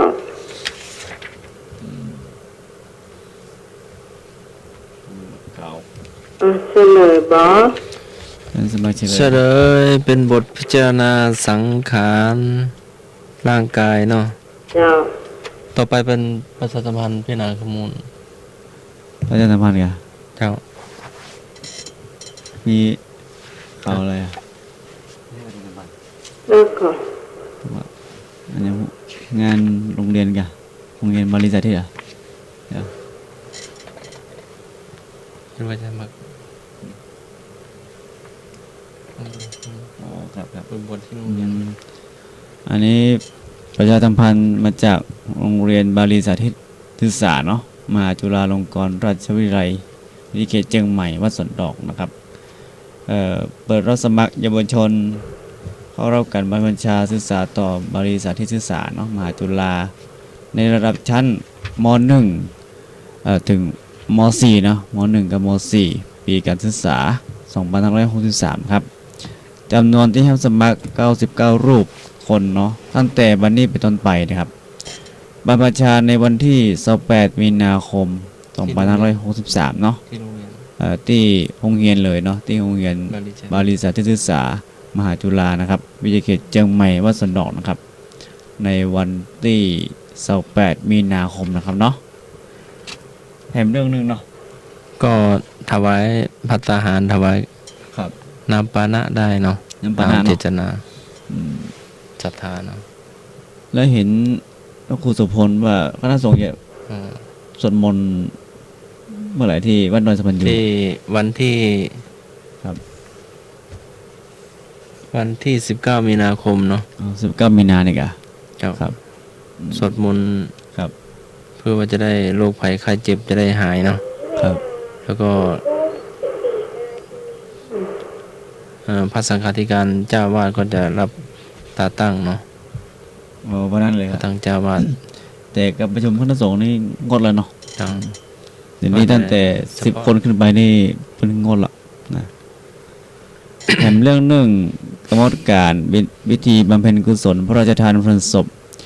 เป็นพระคุณหลวงพ่อพระธรรมราชานุวัตรนะครับ สุทัศนะมหาเถระนะอายุ 74 พรรษา 54 นะครับ อดีตเจ้าวาดวัดพระแก้ว อดีตผู้รักษาการแทนเจ้าคณะภาค 6 อดีตหัวหน้าพระธรรมทูตสายที่ 4 นะครับ ณ เมรุชั่วคราวเนาะพุทธมณฑลสมโพธิ750 ปีเมืองเชียงรายนะครับอำเภอแม่ลาวจังหวัดเชียงรายนะครับระหว่างวันที่ 17 ถึง22มีนาคมนะครับ2563เนาะอันนี้กรรมการพิธีบำเพ็ญกุศลศพพระราชทานเพลิงศพพระเดชพระคุณหลวงพ่อพระธรรมราชานุวัตรนะครับอดีตเจ้าวาดวัดพระแก้วและอดีตผู้รักษาการแทนเจ้าคณะภาค 6 และอดีตหัวหน้าพระธรรมทูตสายที่ 4 เนาะขอเรียนเชิญตามกับกำหนดการในวันที่คือ 17 ถึง 22 ครับเนาะครับ จ้า นี่ อ่า ครับ เอาไว้ตีก่อนก็แล้วกันเนาะต่อไปเราจะไปกรรมเก่านะเจ้า ไหวนะ กรรมเก่า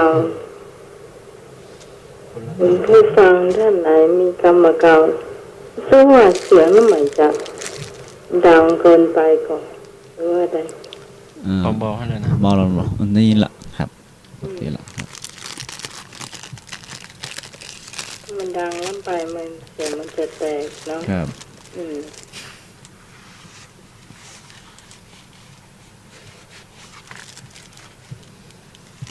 นี่ก็ มาแม่บุญเจ้า แม่บุญ มาก่อนเลยกรรมเก่าตั้งหนึ่งกรรมเปลี่ยนกันเจ้าจากกรรมเก่าจะไปเล่าเจียเนอะ กำบักเก่าแล้วไปเล่าเจี๊ยเนาะครับ อืม อืม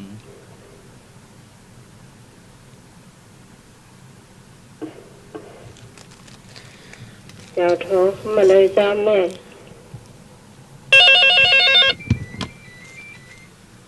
สวัสดีครับ เจ้านึกว่า โอ้โหข้อหมดข้อสักหน่อยนะครับ ไปเลย ครับ คุณว่าแต่งดีเพื่อลูก อืม แต่งลูกเพื่อหลาน อืม แต่งดีเพื่อลูกแต่งลูกเพื่อหลาน ครับ คนก็สืบคนไม่ก็สืบไม่ ครับ เด็กเป็นของครอบครัวโบราณ อืม ความหมายก็คือ คุณก็ซื้อคุณซื้อคุณ ครับ ไม้ก็ซื้อไม้ อืม ยังไม่บุงไม่ทางเนี่ยเขาตัดไม้ไปแล้วหน่อว่าเอาไว้ซื้อ ครับ ครับนี่แหละครับกำบักเก่า ครับ อืมเจ้า เจ้า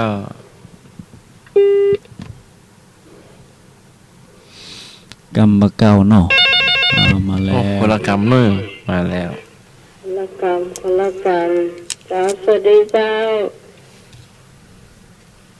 สวัสดีเจ้า เจ้าน้องไหมได้กำลังลุกไปเดินขบวนมานี่ โอ้โหนี่เริ่มปล่อยเนาะ เจ้า เริ่มปล่อยเนาะ เจ้าอัน อืม ก็มาเก่า ครับ สั้นๆเนาะ เจ้า ครับ ของคนมีแล้วเฮียคนมีสายบดีสบายเต้นเกินขบาน ไอ้ยังก็เจ้า เป้าหมายก็คือว่าคนมีเจ้าของแล้วคนมีลูกมีเมียมีลูกมีผัวแล้วดีไปจุบเป็นหลายคน ครับ อืม อืม แล้ว ครับ มีแม่ ก็อันเนี้ย เจ้า เจ้าของคนมีบุตรีพามาก อืม ร่างหัวกูข้างมันแพตัวกุ้นบัญญักตัวเฮส่วนมันได้เฟซก็บอกอู้เน้อคนมีแล้วนาของคนว่าดีเน้อ เจ้า ไปขอเตือนที่ถ้าฝ่ายใหญ่อีกก็ต้องแย่ไอ้เนาะ ครับ เจ้า ต้องคิดอย่าทำแล้วไอ้เนาะของคนดีบดีของคนเจ้าของคนมีแล้วบดีไปผ่าไปมั่งเอาคนมา อืม เอาคนมีลูกมีผัวแล้วมีลูกมีเมียแล้วนะ เจ้า แล้วมาเก้าสองนี่ไม่แยกข้องจองกันเนาะ เจ้า ครับ เจ้า อืม เจ้า ความหมาย ท่ ดีมาก านสมัครเป็นเจ้า แล้วก็พินานเป็นเจ้า ครับผม คำเดียวเตรียมเล่าเชื่อนะแม่เนาะ เจ้าเกียรติ ครับ เงินเดียว เรา เตรียม ที่หน้าเนาะ ฮะ เล่นหน้าบ่ เจ้าเกียรติที่หน้าเนาะ เล่นหน้าเอาครับ เจ้าได้เจ้า เจ้า ครับ เจ้า ครับ เจ้าแม่ห้วยลานนะเจ้าแม่บุญศรีอืมนี่คือกรรมเก่าแต่เลยนะเจ้าก รรมเก่าแต่เนาะแม่น บ่ค่อยได้ฟังนะ อื เจ้าม เนาะ แม่นแม่น บ่ค่อยได้ฟังนะครับ กรรมเก่าแต่แม่บุญมาเลยกำอย่างพ่องวันนี้ แม่บูนมาผู้ช่วยมาเนาะพ่อกำนันมาอ่ะแม่บูนมาแล้ว เจ้า เจ้า ของ แม่ แม่มี แม่ได้ยินเสียงน้องก่อน ใครก็ แม่ได้ยินเสียงน้องก่อน แม่บุญได้ยินเสียงหน้าไมค์ก็ ได้ยินเจ้าได้ยิน ยินดี อ๋อ นะ นี่เนาะ ครับ เจ้า แล้วแม่ฟังวิทยุตัวเนาะ อ๋อครับ แต่แม่ได้ยินเสียงแม่เนาะ ได้ยินเจ้าเออไม่ได้ยินเลยจะตอบ แม่มีกรรมบ่เก่าอะไรอย่างเนาะ ตามบะหมี่ไผ่บอกว่า ครับ บะหมี่ตาบะหมี่ควายบะหลง อืม ตาควายบะหลงบะหมี่ตงบ่ได้ปูแป้ง ครับ เนาะเจ้า เข้ามา ความว่า ลึกซึ้งเนาะ ความว่าต้องมีความ บอกว่าพ่อมันมีนั่นแหละ คนเหนือมาอู้มันเล่ากันเนาะ ครับ คนหันเนาะคนในบ้านมาหันคนข้างบ้านคนหันเนาะมีอย่างนั้นเนาะ ครับ แล้วมันมีตาควายก็มันลงนั่นมีตามันลงได้อะเนาะ เจ้า แม่นละ มันต้องมีตาแล้วมันลง ครับ ข้ามน้ำไปเนาะไปหลายนี่ไงเนาะ แม่น เจ้า แล้วก็มันมีตรงมาได้ปูแป้นมีตรงไว้ปูแป้นในแบบแต่งบ้านอะเนาะ อืม มีตรงเนาะ ครับ เจ้าแม่นละแม่นละ เจ้ามีตรงก็ปลูกได้ อืม ได้เรื่อง แต่ที่มันมีความจริงโกงมันมีไก่นั่นมาเล่าต่างๆนะจ๊ะกรรมมันมีหลายกว่านะจ๊ะ ครับ เรา อืม ใช่ปะ ครับ ขอ จ้ะขอไม่แดงมีก่อนเจอกันเนาะ เจ้าแม่เข้าใจแม่ มาเถอะเนาะ เจ้าแม่ขอบใจแม่บุญ เจ้า อืม เจ้า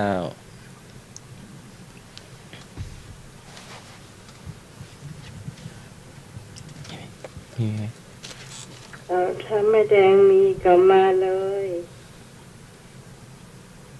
เจ้า ทำไม เจ้า ของแม่ไม่ได้เดี๋ยว ฮะ ของแม่นี่น้อยเดี๋ยวสั้นก็ได้ กระโดดขึ้นดินก็ได้อะ สั้นมากหา เจ้า ได้แม่ได้ ไปแดดเมื่อตอนดีกว่านอนวันข้าม อืม ไป การ ไป เมื่อตอ ศาน ลเมื่อตอน น ดี อน ก วัน ว่า ค่ำ นอนวันค่ำโอ้ยก็ยังดีเนาะ น่ะ ก็ยังดีที่มันยังบรรยากาศจะรอ ดีแต่เนาะดีจะไปอยู่เนาะ เจ้า ไปทำงานดีกว่านอนตลอดวัน เจ้า ครับ เฮียเน่ เยอะหรอ เจ้า นี่ แม่แดง พ่อกับหนูแล้วเนาะ โอ้ดีละ รู้จักไหม ฮะ เสียงสามยอดท่านจะมากัดมาคอยท้องออกขอถามก็จำได้ เออ พอขึ้นมาตลอดแล้ว เพราะว่าเนาะ จะให้พอเขียวกว่ามาเนาะ อืม แม่บงเขียวอันนี้ไม่ได้ยินนะ ดาวน้องไม้ จาก ครับ พี่สาวเสียงสามยอดดีเสียงนี้แล้วตอบไม่แดงตัวเนาะ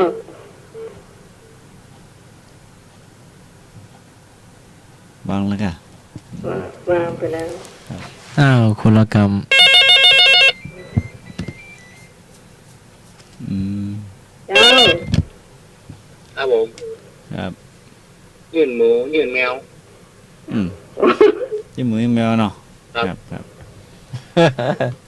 ยื่นหมูยื่นแมว ครับ มันโอนมันขี้จี้เนาะ ครับ เอาละปู่เพื่อเปิดน่ะด้วยได้ดีกะเอาละปู่เพื่อกินเนี่ยว่าเพื่อเอาแกงข้างกินนี่มือเนาะ อืม โอ้เพื่อปลาน้ำเมียงแหม่บุตรทอดโคตรเหมาะ โอ้ยอันนั้นแม่ นี่บดีเนาะ ดีบดี แช่บดีเนาะ นี่ใส่บดีเลยอะ แล้วนะปู่ก็แรกเอาแกงบนดีๆวางแกงเลยก็เนาะ อืมแต่ แกงลาบได้ก็เนาะ อืมวาง แกงข้อมีน้ำว่ะ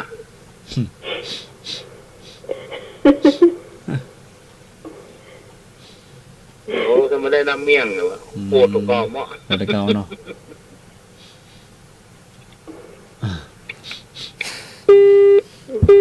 จะดีกับเนี่ยเอา มันเป็นอย่างนั้นเนาะ ดีกับเปิ้นบานน้ำผักคือ อืมแม่น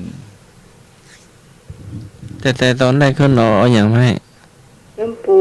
น้ำปู น้ำปูนี่มันยากๆน้ำเคี่ยวยากเนื้อทอด อืมปู เนาะ นะครับ จะหวานได้ง่ายๆเนอะ บางคนก็กินได้เนาะอืมได้เป็น กินไม่ได้ อืม กินไม่ได้มาเป็น10 กว่าปีแล้ว อ๋อครับ ไม่ได้กินเลย อืม แต่ก่อนหม้อนุ่มๆกินได้ค่ะหม้ออายุสิตายนะครับ ขึ้นปลายประคามมันนะ อืม ต้นมะขาม ต้นมะขาม นะ เนาะ อืม กินกับน้ำผูเนาะ กินก็น้ำปูอ่ะประคามน้อยนะ แม่นมันถึงลำเนาะ โอ้หมอตา โอเคอืมลำก็ลำอยู่เนาะลำใส่หน่อย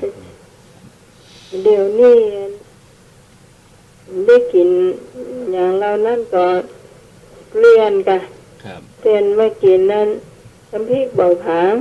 อืม กินตั้งวันนะกินตั้งบะก่ายเจ้า อืม เอาจะกินเอาจนมันหมดนะกินจนหมดต้นนะท่านสมัคร อืม จนหมดต้ ให้ น หมดตัวมันยังมีเห็มนักอยู่ อืมผังเนาะ ที่หมดต้น ยังเราเริ่มสุกแล้วก็ มันก็เริ่มขาวๆบนหอเริ่มขาวๆแล้วมีสีเหลืองๆออก ครับผม ครั เจ้า บ ของข้อได้ครับ เจ้า พริกบ้านเหนือเกลือบ้านใต้ ก็ครับ ที่บนเหนือเกิดบ้านใต้ ได้เลย เพราะว่า ไอ้ขี้ค้านนะมันปลูกครับปลูกไม้กับเพื่อนนะกะ อืม แก้วซอกขอไว้แล้ว อืม ใช่ว่า มาเนี่ยพวกละอย่าแข่งมือพวกละ อืม พริกในบ้านปีนี้ขอสักหน่อยแล้วอย่า ครับ เหลือพูดหน่อยเข้าได้ละไว้เขาแก้วนี่งงเลยอ่ะงงประมาณเป็นหัวกว่าลงทุนสักบาทนะขอเพิ่มหมดอ่ะตุ้มวันแล้ว ใช่ครับมันยังลงทุนเนาะ อันนี้คือความหมายของไอ้หนุ่ยนะครับ เนาะ ครับ แต่ว่าถ้าต้องไหวตีความหมายเนี่ย พริกบ้านเหนือ ที่ เกลือบ้าน บ้านเห ใต้ นือเกิดบ้านใต้นี่หมายความว่าเขามีของเอากลับไปให้เปิ้น ปั่นให้ แล้ว เพิ่ เปิ้ น นมีของเปิ้นก็มาแบ่งปันให้เขาครับมีเปิ้นฮ้องว่าที่บ้านเหนือเกิดบ้านใต้ไม่ใช่ไปเกิดเปิ้นมาหรือใช่นะพี่หมอนั่นมีก็ไปขอไม่ใช่ก็หาไอ้พวกห่อนหื้อเนาะ แม่น ถ้าใครมีก็ไปลกมาเนาะ อืม อันนี้ก็ไปลกมาเนาะเจ้า สบายมีไหม มี มี ก้นตั้งฟากปากตั้งข้าวหมายถึงรีบร้อนเห็นแก่กินจนเกินไปไม่มีมารยาทในการทานอาหาร หรือเวลาทำงานไม่ช่วยทำถึงตอนทานข้าวรีบมา พอก้นแต่พื้นฟากปั๊บนำอาหารเข้าปากทันที อืมผมฟังอย่างนั้นเนาะที่กินอย่างเดียวเนาะ ต้องงานใหม่เนาะ ก้นตั้งฟากปากตั้งข้าวการนำประชาอย่าเห็นแก่กิน ควรช่วยกันทำงาน อย่าหลบเลี่ยง สำนวนสุภาษิตคำพังเพยไทยกลางกินอย่างหมูอยู่อย่างหมา อืม คำเคียบเคียงกำมะเก่าไทยกลาง ก้นแตะพื้นฟากเข้าทิ่มปากทันที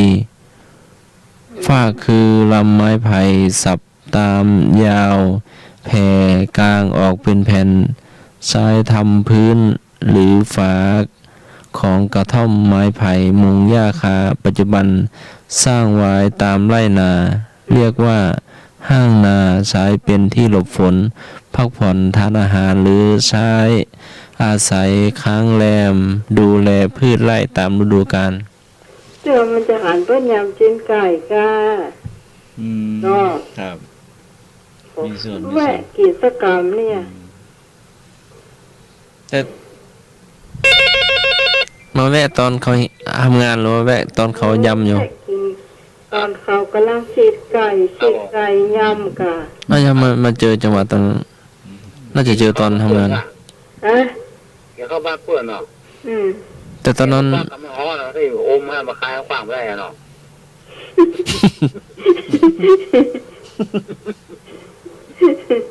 คายเพื่อนอมมาเนาะปิ้นไป มันสมัครว่าอยู่มังกะดีกะจับ ตอนเปิ้นยำจิ้นไก่คนกำลังฉีด จับจัง ไก่ หวะพอดีเนาะ อืมกำลังฉีดไก่จับไปเลยเออ จับพอดีอะมาจับเพราะว่าเพิ่นมีบุญกะเอาว่ะจับมันกำลังคิดฉีกนี่ไก่พอดีเนาะโอ้หวานนี่เนาะ เติมน้ำ อันไปให้บดี ก็นึกว่าแกมายืนขอสักกรรมจะไปเนาะเขาก็ต้องห้องบ่ไปตามมารยาทคนที่ก็ยวนต้องห้องเนาะไอ้นั่นเนาะไม่เข้าไปการเนี่ยเนาะ เออเพิ่นได้ชวนอยู่ก้า จะสมมติว่าจะบอกไปเนี่ยมันตามมารยาทเขาก็ต้องชวนกันเข้าใจการป้ายอ่ะ อันนี้เจ้าของบ้านชวนเนาะ แต่เพิ่น มายืนพอเพื่อนแล้ว โอ้แล้ว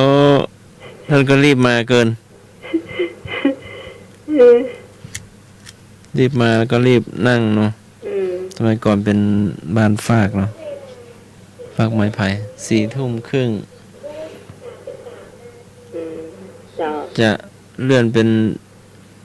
เราเจี๊ยสมัครไปเราจะหลายวันนะ เราเจี๊ยไปบ้านอุ้ยเนาะบ้าน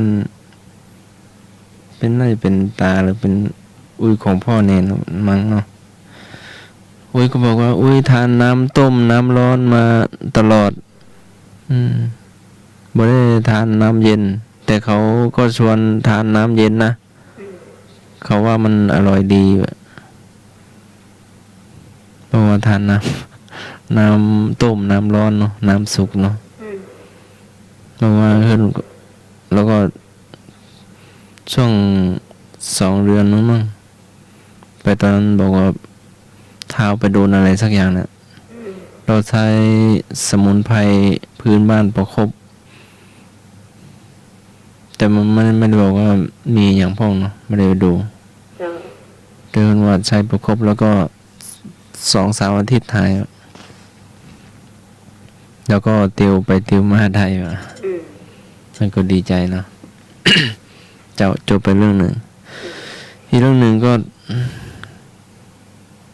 น่าจะร้อนมั้งเนาะร้อนด้วยไฟป่าด้วยเนาะลงงูก็ออกมางูน่าจะร้อนอ่ะ ออกมาตามถนนลูกลังเนาะก็น่าจะร้อนอ่ะ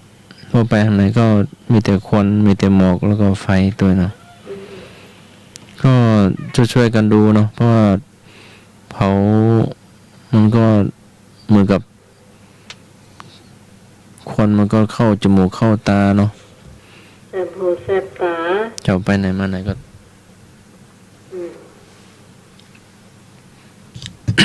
วนไปวนมาจำอันนี้ก็มองไม่ค่อยเห็นถนนเนาะก็นึกว่าเป็นหมอกความหนาวมันไม่ใช่มันเป็นควันพิษเลยดวงอาทิตย์ส่องมาก็มองดวงอาทิตย์ก็ไม่มี พอเขาจะบริหารเนาะ นี่ก็ช่วยกันเนาะทั้งหมู่บ้านตำบลอำเภอจังหวัด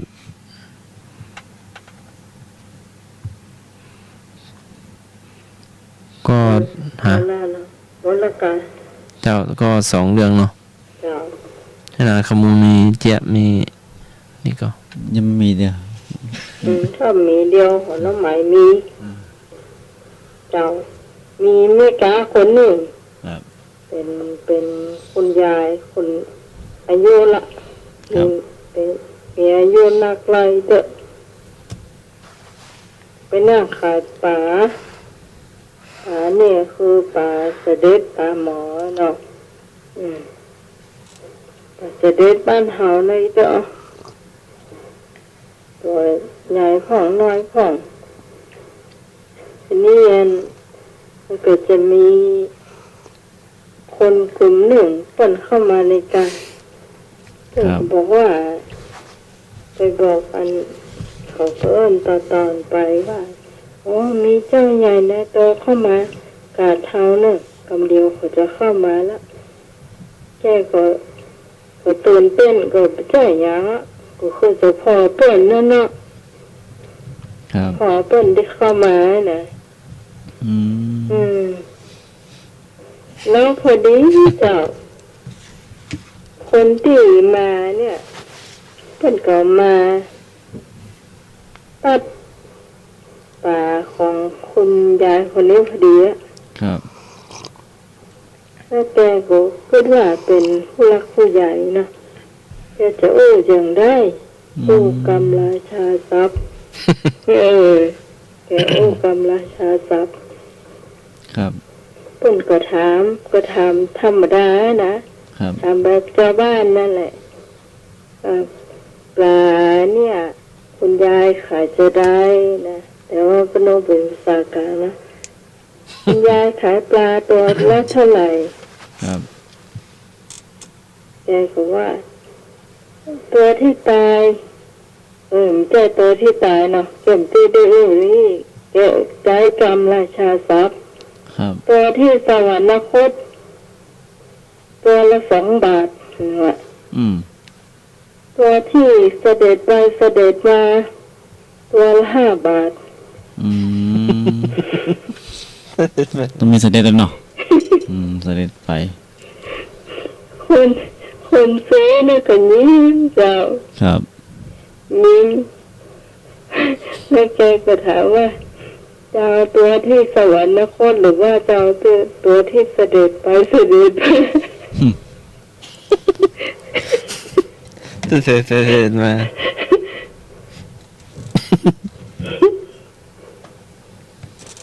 เข้าใจเหรอ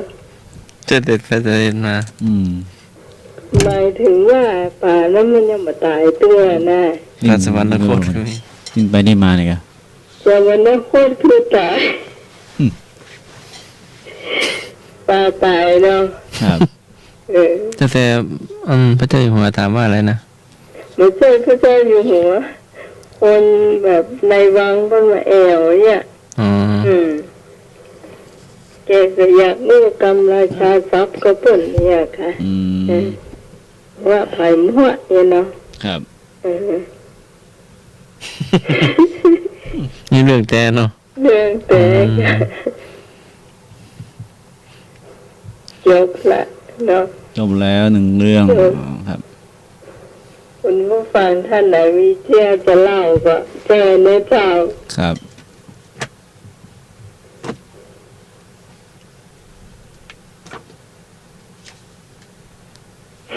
เราเจี๊ย ไอ้บ่าวเข้าวัดนั่นเลยไม่ชอบเชื่อเลยแต่ก็ท่านยิ้มฟังนะครับ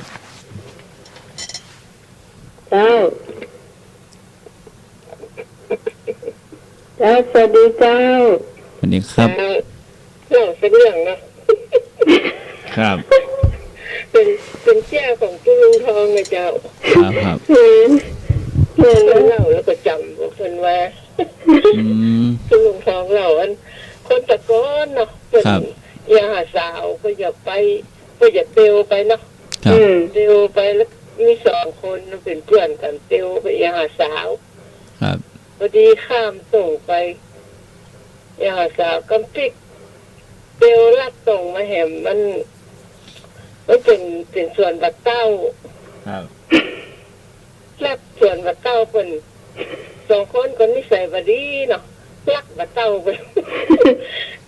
ฟักกันลักบักเต้าบนหัวแล้วก็คน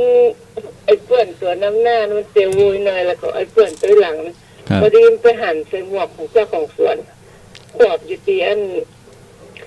ตีลักขัดตู้เราคนห้องว่าขัดตู้ในตะกอนคนตะกอนลักขัดตู้กลางสวนเกี่ยหมวกแล้วมาซุปแล้วก็อันตุยก้นในตัวน้ำหน้าไปอันท่าก้อนหน่วยอันแล้ววันตัวน้ำหน้าเหลวพี่คืนค่ะว่าอันเจ้าของสวนหล่นไปที่นี่ว่าเจ้าของสวนเนาะนี่ย่างกับเจ้าของสวนแล้วพอดีหย่ำคณะปลาแรกจ้ะหมวกตกหัวหล่นไปกันสิส่วนนั้นที่หล่นล่าอะไรอย่างก็เรียกว่าเจ้าของสวนหันมาสู้ว่าผมเรียกว่าเจ้าของสวนเป็นเอาหมวกเป็นความเข้าใจผิดอ่ะก็กันลักมาเต้าเดินเช้าจำได้มาเตี้ยเดินมาเจ้าเรื่องมันดีเป็นคู่จำกันมาได้เนาะเป็นแรกของเพื่อนหรอนึกว่าเจ้าของสวนอะไรกันเจ้าลากมาใต้ยันเรียนไม่หมดไม่ใช่เรื่องตัวคนน้ำหน้ากับเจ้าเว้ยเนาะคนน้ำหน้ามันก็กลัวจ้ะกลัวกันหล่นกันเนาะ คนละหน้ากลัวโลด อืม โลดเขาอุ้มวัดเข้าโลด อืม มีเชือดตลก อืม เรื่องนะครับ อืม นี่ของคนขายน้ำผึ้ง จ้า คนแก่ขายน้ำผึ้ง เจ้า อืม แล้วคนในเวียงมาถามซื้อ อืม ใช่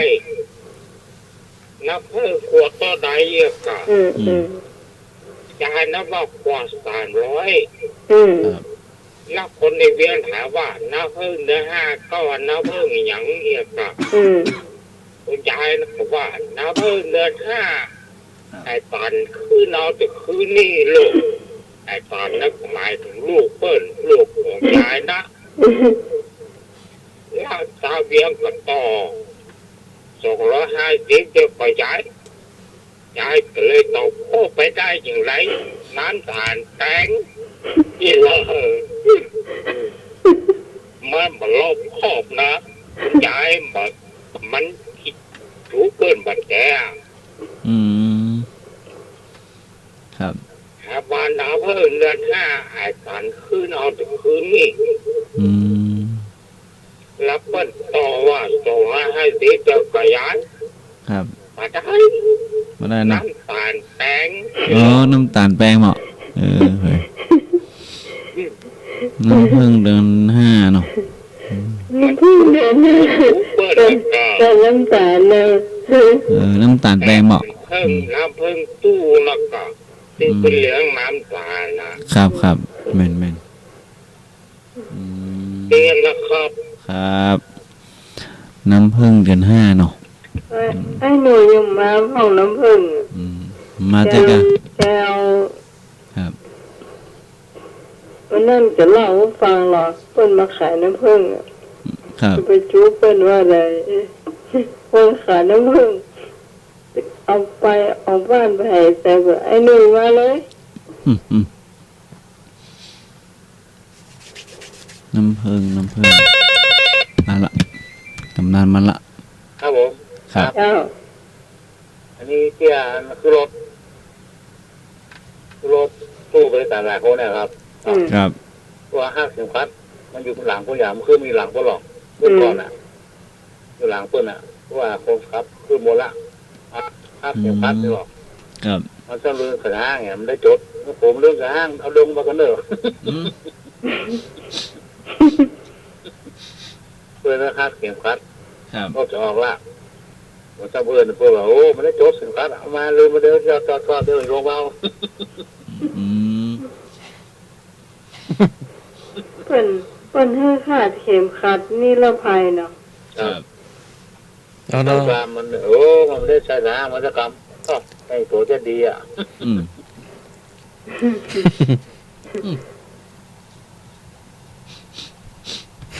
ครับ ครับ จ้า นี่คนเท่าก่อนเนาะ เจ้า ก็ตื่นมาว่อนก่อนอ่ะคนเท่าอ่ะ ครับ บ้านก่อนเพิ่นหมาว่อคุณกลัวหมาว่อเนาะนี่คนเท่านั่นคนเท่านี่มันชอบหมานะครับ อยู่ในตัวหมาตัวก้นเหมือนหมูอ่ะ มันคนเท่านี่ถ้าคนเท่าอยู่ไหนหมาเนี่ยหรอกเป็นหมูอ่ะ ครับ 3-4 ตัวก้นเข้าไปอ่ะ อื มีวันหนึ่งเดี๋ยวหมอกสัก10 โมงป่ายนี่ค่ะเดี๋ยวเขากองน้อยค่ะ ครับ แล้วชาวบ้านมาเอิ้นนะมาว่ามันนี่ยินมาว่ากันโล่นทั้งหน้าทีๆกัน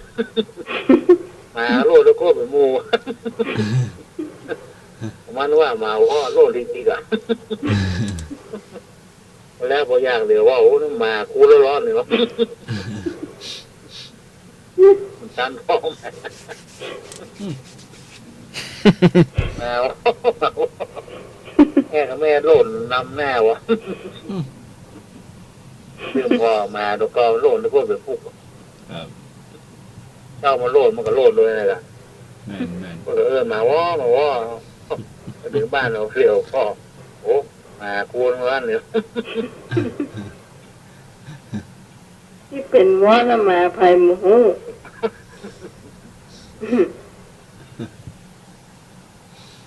ครับ ค ขอบ รับ ครับผม ครับผม เจ้าขอบใจอ้ายหนุ่ย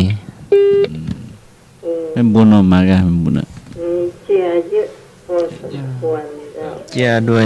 กำบเก่าด้วยเนาะ 4:47 อะไรเอ่ยแล้วก็อะอย่างอ้อแล้วก็ เนี่ยอ๋อ อย่างอ้อเนาะ เลยมาเลย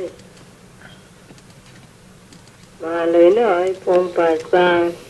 มัน อ มา ย่าง โต๊ะ อ้อ โทรเข้ามาได้เจ้าโทรถามได้เลย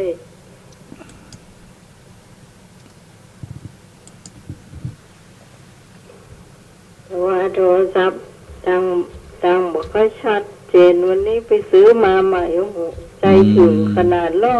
ตา ก็อืม เจ้า แม่น แต่ แม่ เสียง น บ้านไก่นะทั้งวันเนาะ แม่นแม่น เจ้า ครับ ตอนนี้ชัดเจน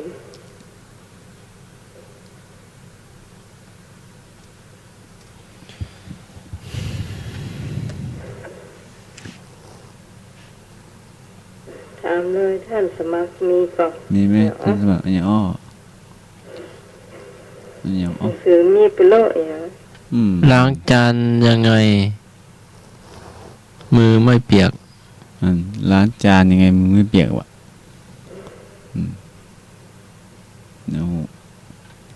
แต่เอากวนๆเลยนะ อันอย่างอ้อเอ้ยล้าง แต่ จานยังไงมันแบบเปียกวะมือล้างจานยังไง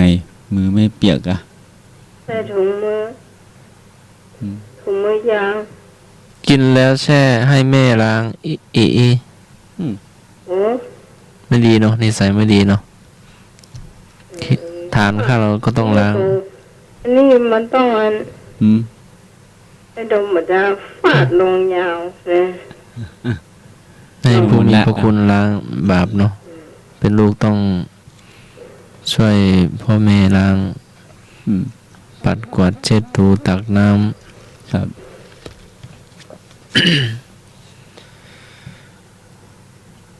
ไก่แม่ดำไก่ตัวเมียสีดำงำเกาะ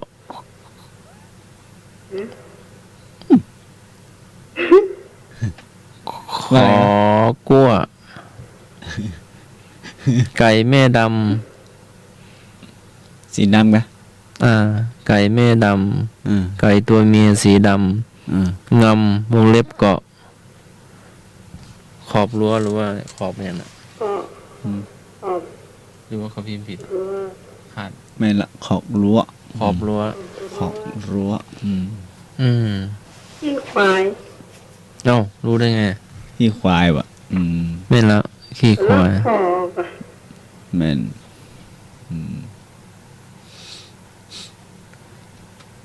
ชื่ออยู่บนฟ้าตัวอยู่ใต้ดินอะไรอย่างอ้อชื่อ ใช่เดือนใช่เดือน ไม่เก่งจัง ใส่เดือนวะ ใครบ่มีแม่ แปลว่าใครบ่ายัง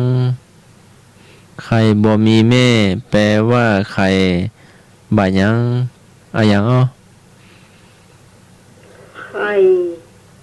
ไอ้ขาง ใคร ไม่รู้ได้ไง อ๋อ เก่งเนาะ บ่มีตีนขึ้นต้นไม้ได้ บ่มีตีนขึ้น งู ขึ้นต้นไม้ งูอ่ะ งู อืม ก็ได้หมดเนาะเอาเลือกคำนี้ดู นี่เลย โอ้เดี๋ยวห้องคนอื่นตอบ แม่น งานตอบละ หัวคอมอะไรเนาะ เฮือดขบตัวฮื้อบุปผา หนูกินปลาฮื้อจุดแต่เอ็นดูเนาะเป็นสัตว์เลี้ยงนะเฮือดครบตัวฮื้อบุปผา หนูกินปลาฮื้อบุบจุดเป็นสัตว์ที่มีสัตว์เลี้ยง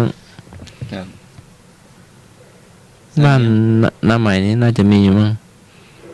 มีกะ แ แต่เห็นอยู่ในกรงอ่ะ แต่มันอีกตัวมันจะตัวเล็กกว่านี้